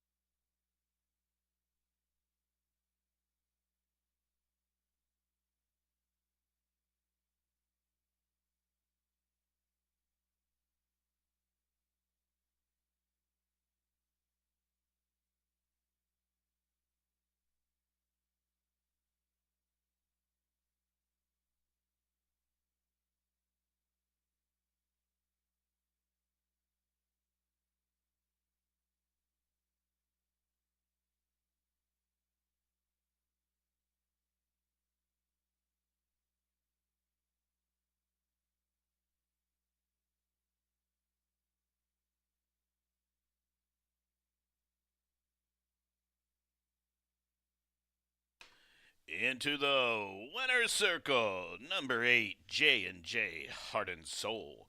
She's a 3-year-old chestnut daughter by Heart to Heart out of the Perfect Soul mare named Soul Strategy.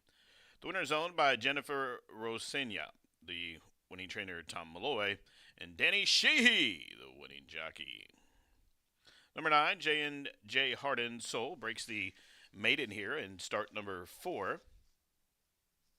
Cover the mile on that firm turf in 136 and 1. The winner bred in Kentucky by Virginia Helen Rosenia.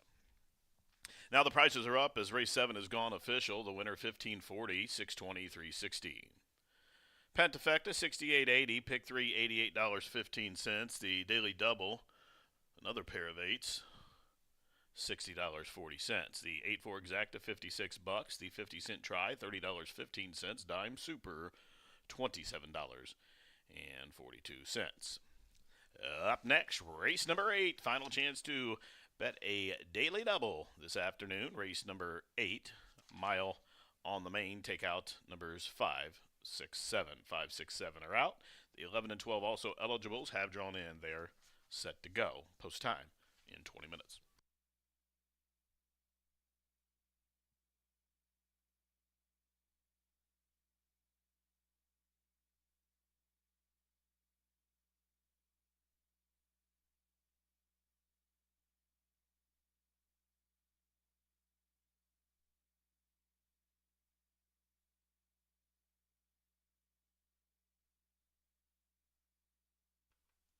And they are racing. High Breeze has some gate speed swag. Break the Law, flashing speed 2. J&J Heart and Soul will stack up 3 across the course as they run bys for the first time. Strong Destiny at 4-5 settles on in the 4th position. Then the trio of Sugar Mama, Nellie K, Royal Scarlet are the next 3. Separation of 4 back to Rather Distinct, then it's Evelina. And at the back of the pack early as they work around that turn, it is Rose's Miss Priss. So High Breeze has made the point as they work around that turn and they straighten up for this backstretch journey. And High Breeze sets up shop up top, shows the way, a length and a half to break the law there from second. Down on the inside, Strong Destiny moves a closer third. 4 deep, Royal Scarlet is uncovered up there, advancing to the outside of J&J Heart and Soul. And behind them, Sugar Mama races mid-flight in tandem with Nellie K. Still 2 back to Rather Distinct, then it's Evelina. And Rose's Miss Priss still can see them all. So High Breeze trying to shoulder the load and see it through here. Goes into the far turn behind a half of 48 and 1. So High Breeze still showing the way. Break the Law starts to tighten the screws in behind horses. Royal Scarlet is locked in loaded as Strong Destiny just waiting to be let go by Fernando, and Sugar Mama closing into top of the home stretch. Here's Break the Law, who comes to tackle High Breeze. A 4-wide bid from J&J Heart and Soul. Now daylight for Strong Destiny, who knifes her way from in between horses just outside of 16th to go. Strong Destiny's found the front. Here comes J&J Heart and Soul right up to her throat latch. Strong Destiny, J&J Heart and Soul, and a photo finish. J&J Heart and Soul.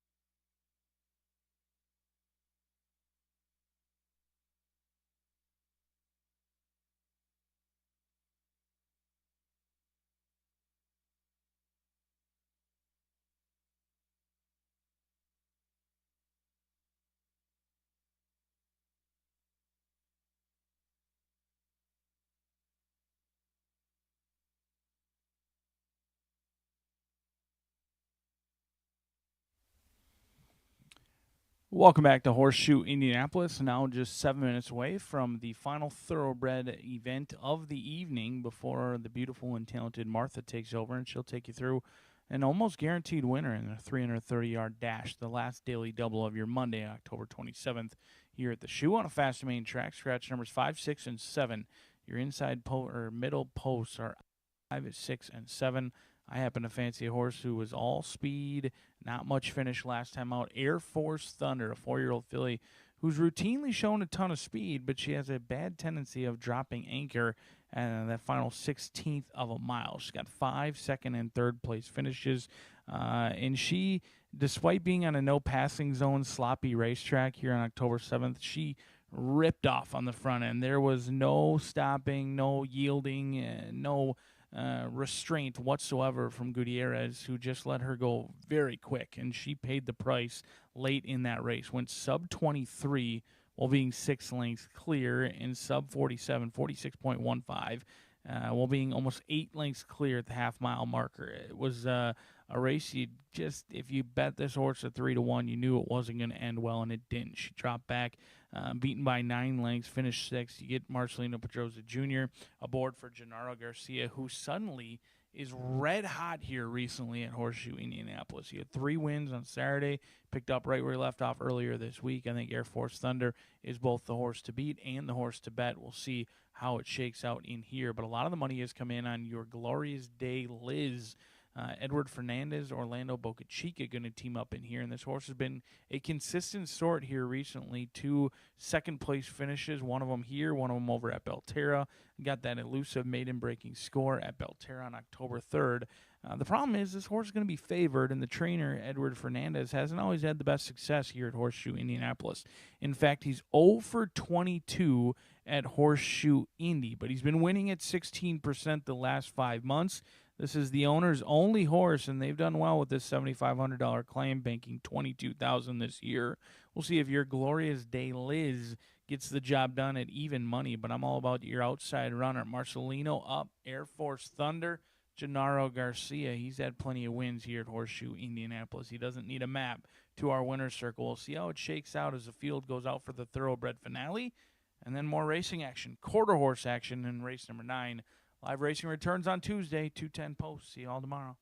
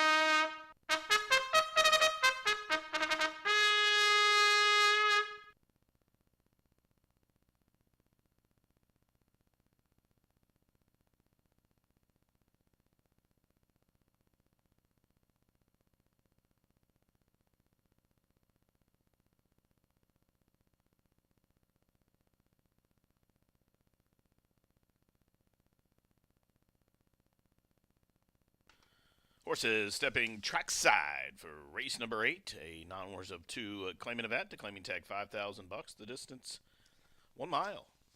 In this race, scratch numbers 5, 6, and 7. 5, 6, and 7 are out. The 11 and 12 have both drawn in and are set to go. Win, play, show, exacta, try, super, daily double, and also pentafecto wagering here in race number 8. Post time in just a few minutes.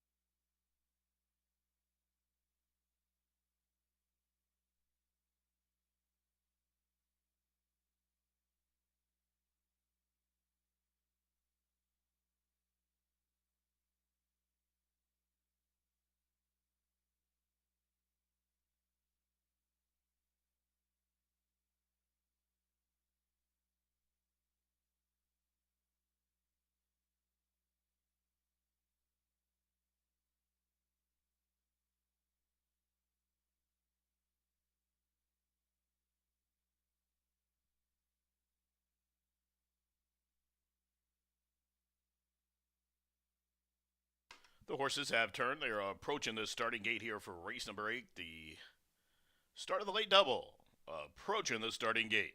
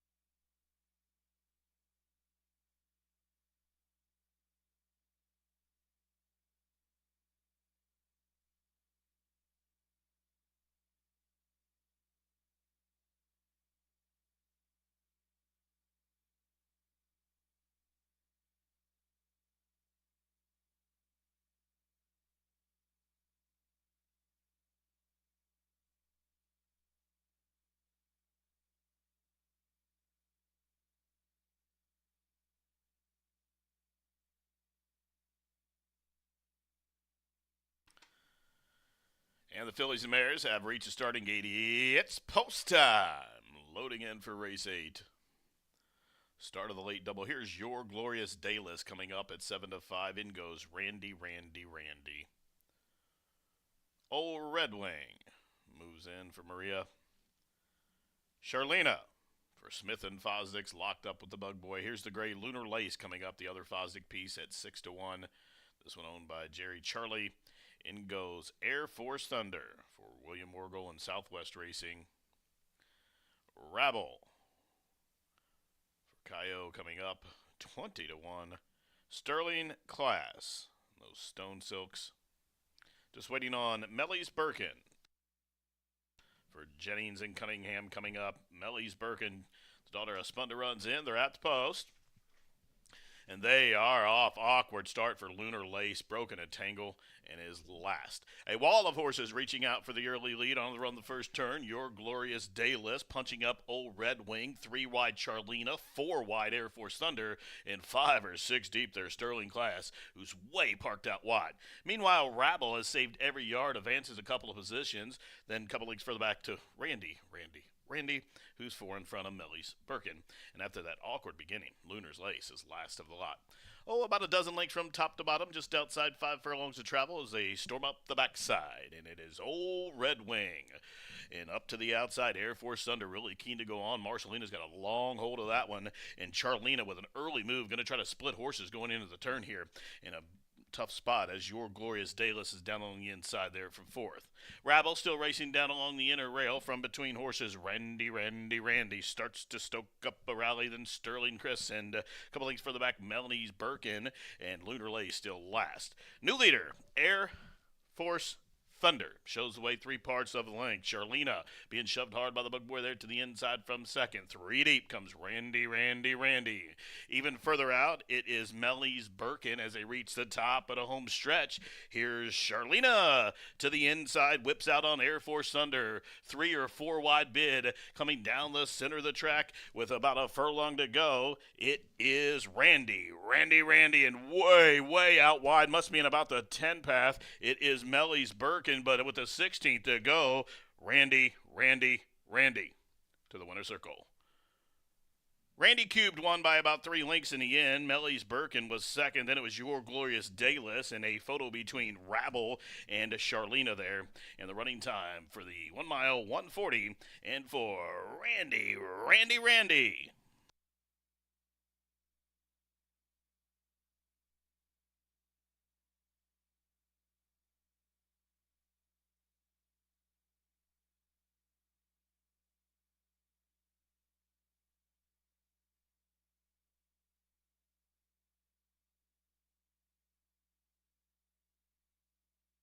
Judges posting the top 5 finishers. It took a while, but we got a price. 38 to 1. Randy. Posted as your race winner, finishing 2nd, number 12. Melly's Birkin.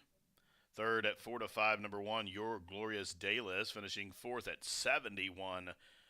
For one was number 9, Charlena, and finishing 5th at 37-1, Rabble.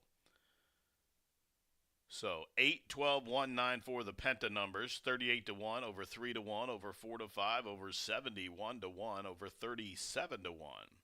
And it's Randy at 38-1, posted as your unofficial winner.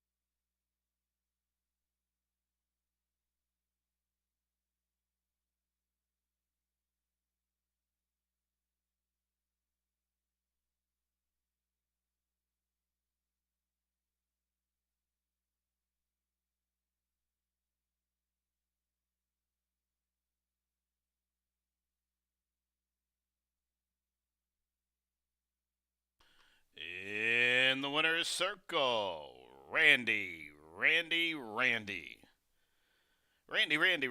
a 3-year-old bay daughter by Leoban out of the Union Rags mare named Blessed Union. The winner's owned by Beth Rivera, trained by Terso Rivera, and ridden to victory by Augustine Gomez. Randy, now 2 in a row for this 3-year-old filly. Today she covers the mile in winning time 1:40 and 4. The winner bred in Kentucky by Dan and Kerry Voss.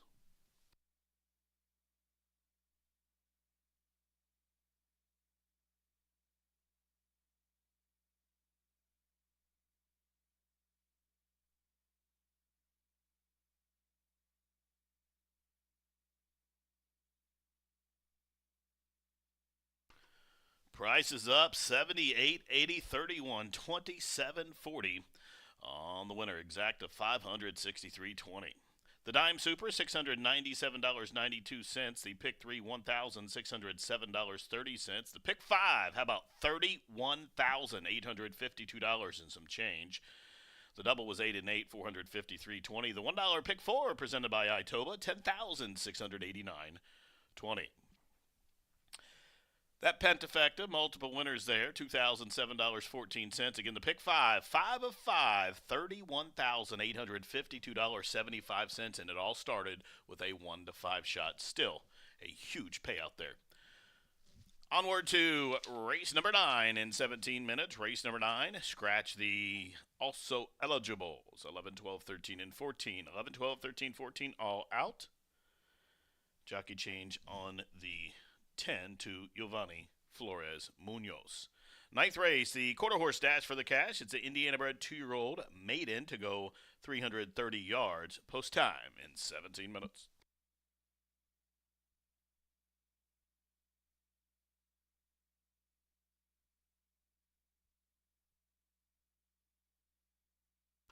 We have our winner in the Dooley's Legend contest. Today's winner, congratulations, Dale Holman. Dale Holman, congratulations. You are the Dooley's Legend winner today, and we receive that $100. Dale Holman, congratulations. Post. And they are off. Awkward start for Lunar Lace, broken a tangle, and is last. A wall of horses reaching out for the early lead on the run the first turn. Your Glorious Dayless punching up Old Red Wing, 3 wide Charlena, 4 wide Air Force Thunder, and 5 or 6 deep their Sterling Class, who's way parked out wide. Meanwhile, Rabble has saved every yard, advances a couple of positions, then a couple leagues further back to Randy, who's 4 in front of Millie's Birkin. And after that awkward beginning, Lunar's Lace is last of the lot. Oh, about a dozen lengths from top to bottom, just outside 5 furlongs to travel as they storm up the backside. And it is Old Red Wing. And up to the outside, Air Force Thunder really keen to go on. Marcelina's got a long hold of that one. And Charlena with an early move, going to try to split horses going into the turn here. In a tough spot as Your Glorious Dayless is down on the inside there from fourth. Rabble still racing down along the inner rail from between horses. Randy starts to stoke up a rally, then Sterling Chris, and a couple lengths further back, Melanie's Birkin, and Lunar Lay still last. New leader, Air Force Thunder shows the way 3 parts of the length. Charlena being shoved hard by the bug boy there to the inside from second. 3 deep comes Randy. Even further out, it is Melly's Birkin as they reach the top of the home stretch. Here's Charlena to the inside, whips out on Air Force Thunder. 3 or 4 wide bid coming down the center of the track with about a furlong to go. It is Randy, and way out wide. Must be in about the 10 path. It is Melly's Birkin. But with the 16th to go, Randy to the winner's circle. Randy Cubed won by about 3 lengths in the end. Melly's Birkin was second. Then it was Your Glorious Daily.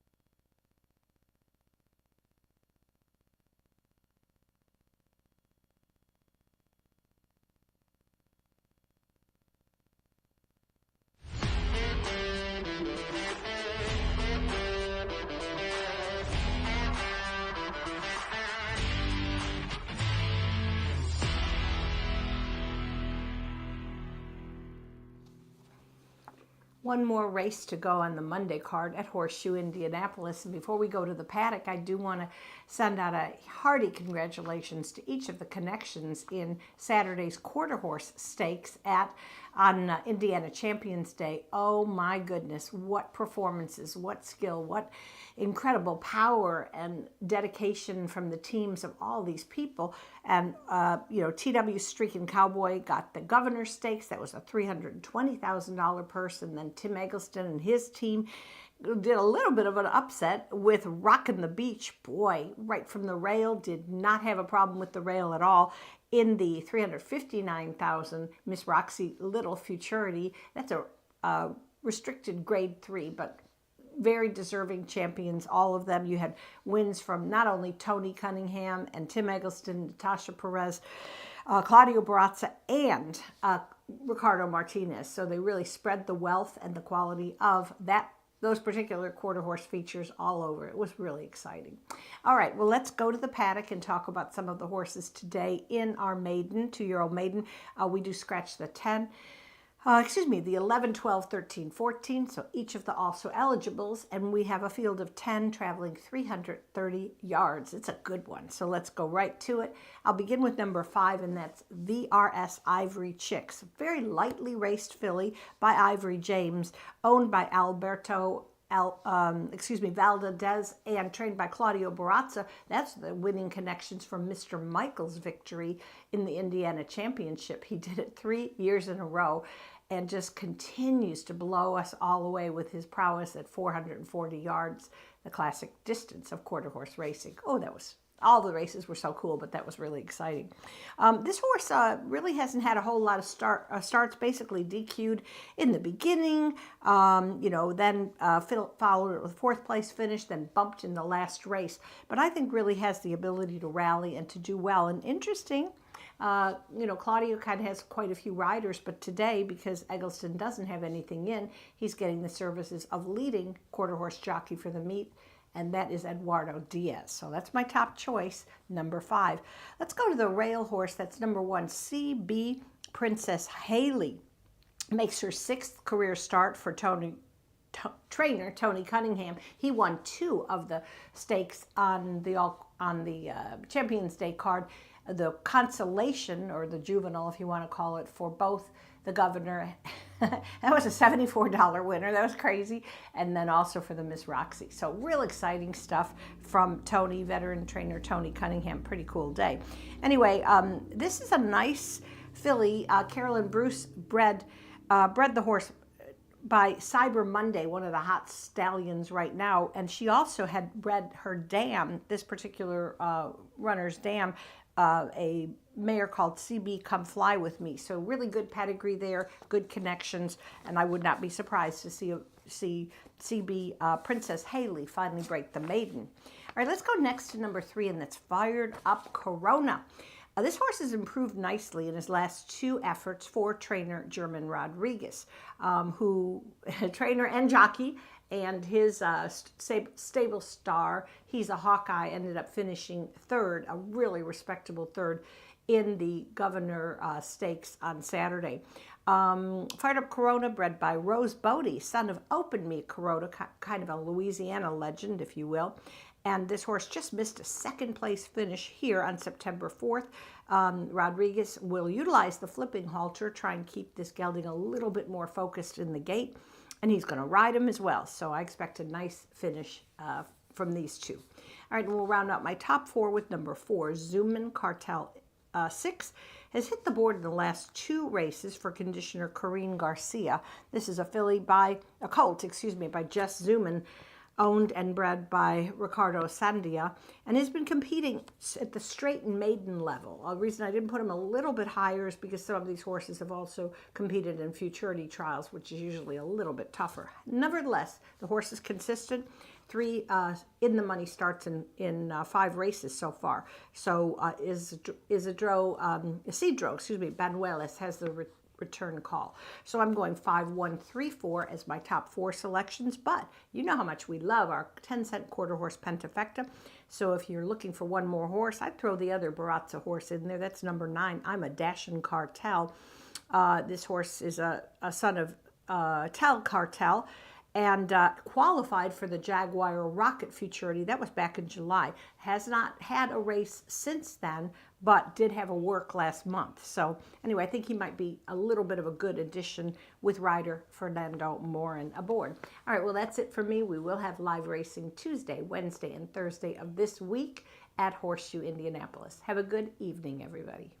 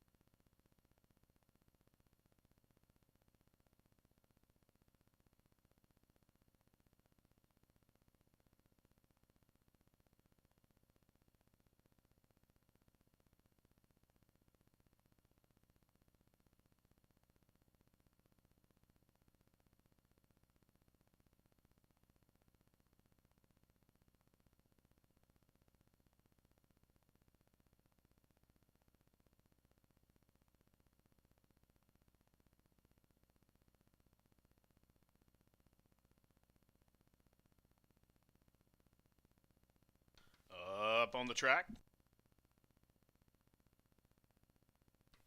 for race number 9, the quarter horse Indiana bred maiden race to go 330 yards. In this race, take out the also eligibles 11, 12, 13, and 14. Field of 10 set to go. In place show Exacta Tries Super. And also quarter horse Grand High Five, the Pentafecta here. In race number 9, post time for this 330-yard dash for the cash in just a couple of minutes.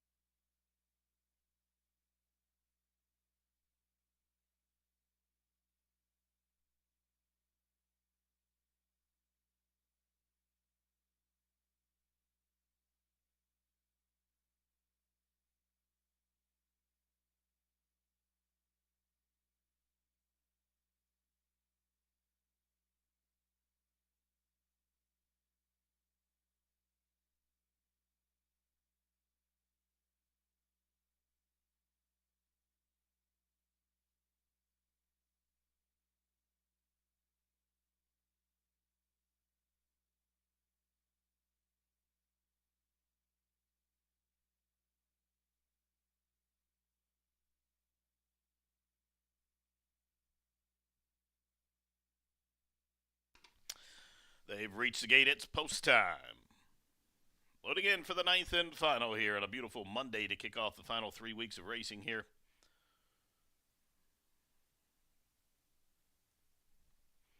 Catch Her Legacy.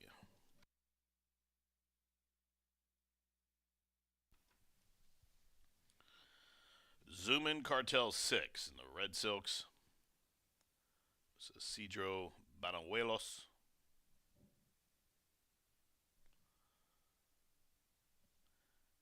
VRS Ivory Chicks, a daughter of Ivory James for Valadez and Barraza. HF Jess Adeline. Coming up for Salvador and Cunningham. One bred, the late Randy Hafner has gone in. Sees the Big Bang for Graff and Frazier.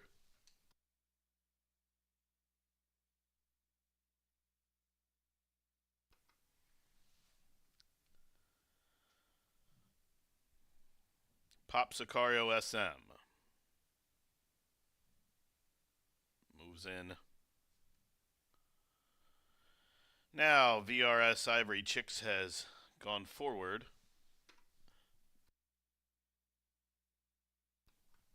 Up comes Amadashin Cartel, and then just one out, the 13-1 shot HH chasing CJ. And the pink and blue coming up, HH chasing CJ. Moving in, they are at the post.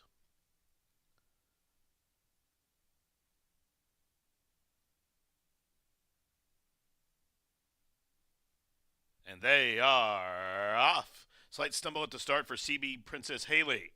But it is CB Princess Haley recovered nicely, showing the way. There's Zoom In Cartel in the center of the track. VRS Ivory Chicks. And way out wide, Amadashin Cartel. HH down CJ down to the wire. Here's Fired Up Corona. And on the far outside, Amadashin Cartel.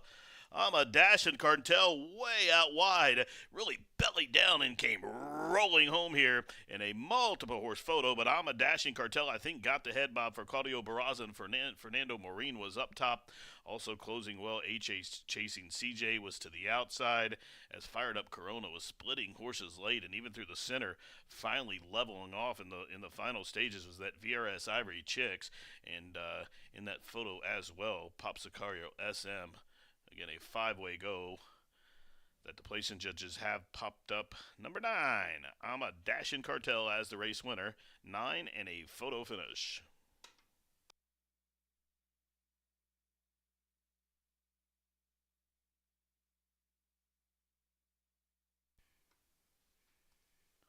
So even money, bet down to even money. Number 9, Amadashin Cartel. Some big prices in behind that one. Maybe even a 61-1 shot was in that photograph there for the Miners.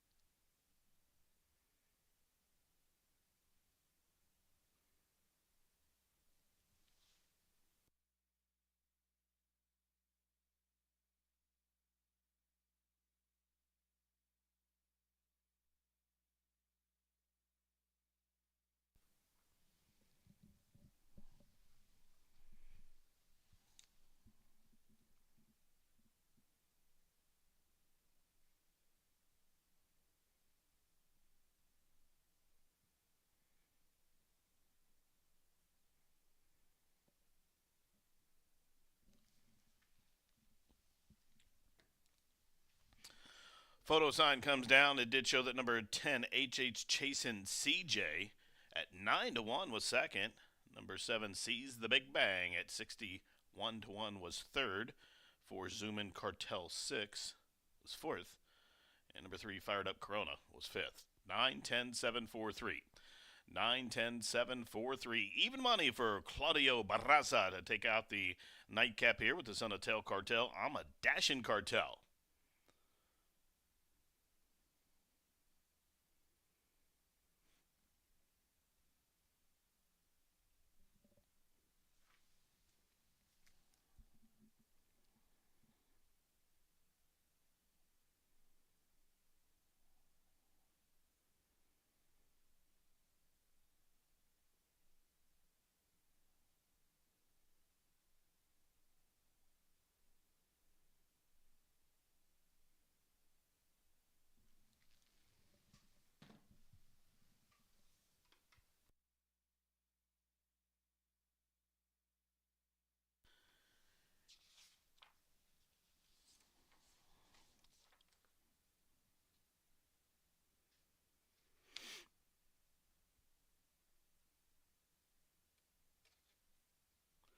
Into the winner's circle. The nightcap winner. Now your official winner. Number 9, I'm a Dashing Cartel. A 2-year-old chestnut gelded son by Tel Cartel out of that one Dashing Eagle mare named Ramblin' Eagle. The winner's owned and trained by Claudio Barraza. The winning jockey Fernando Morin. I'm a Dashing Cartel breaks the maiden here start number 4, bred here in the Hoosier State by Mark and Teresa Myers. I'm a Dashing Cartel got the 330 yards, 17.002 seconds. 9th is official.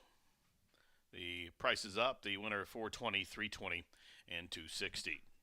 Exact to 26.20. The try $200.85. The double $254.40. Dime Pentafecta $1,149.88. The pick 3, wow, $1,287.40. Now the Dime Super came back $273.50. Well, race fans, that wraps up our Monday edition of racing here from Horseshoe Indianapolis. Live racing returns tomorrow with that 9-race program and the first post of 210. Stick around. The fun doesn't stop here. Head over to the casino where the gaming floor is open and also simulcast action from tracks throughout the country and that sportsbook open as well. From all of us here at the track, thanks for coming out today to Horseshoe Indy. We'll see you at the races.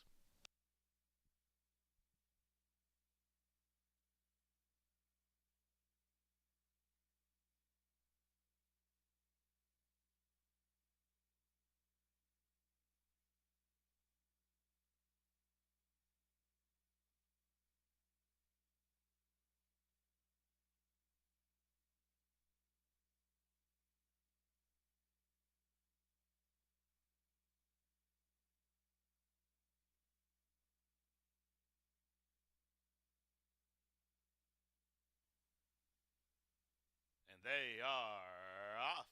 Slight stumble at the start for CB Princess Haley. But it is CB Princess Haley recovered nicely, showing the way. There's Zoomin' Cartel in the center of the track. VRS Ivory Chicks. And way out wide, I'm a Dashing Cartel. HHC down, CJ down to the wire. Here's fired up Corona. And on the far outside, I'm a Dashing Cartel. I'm a Dashing Cartel way out wide. And they are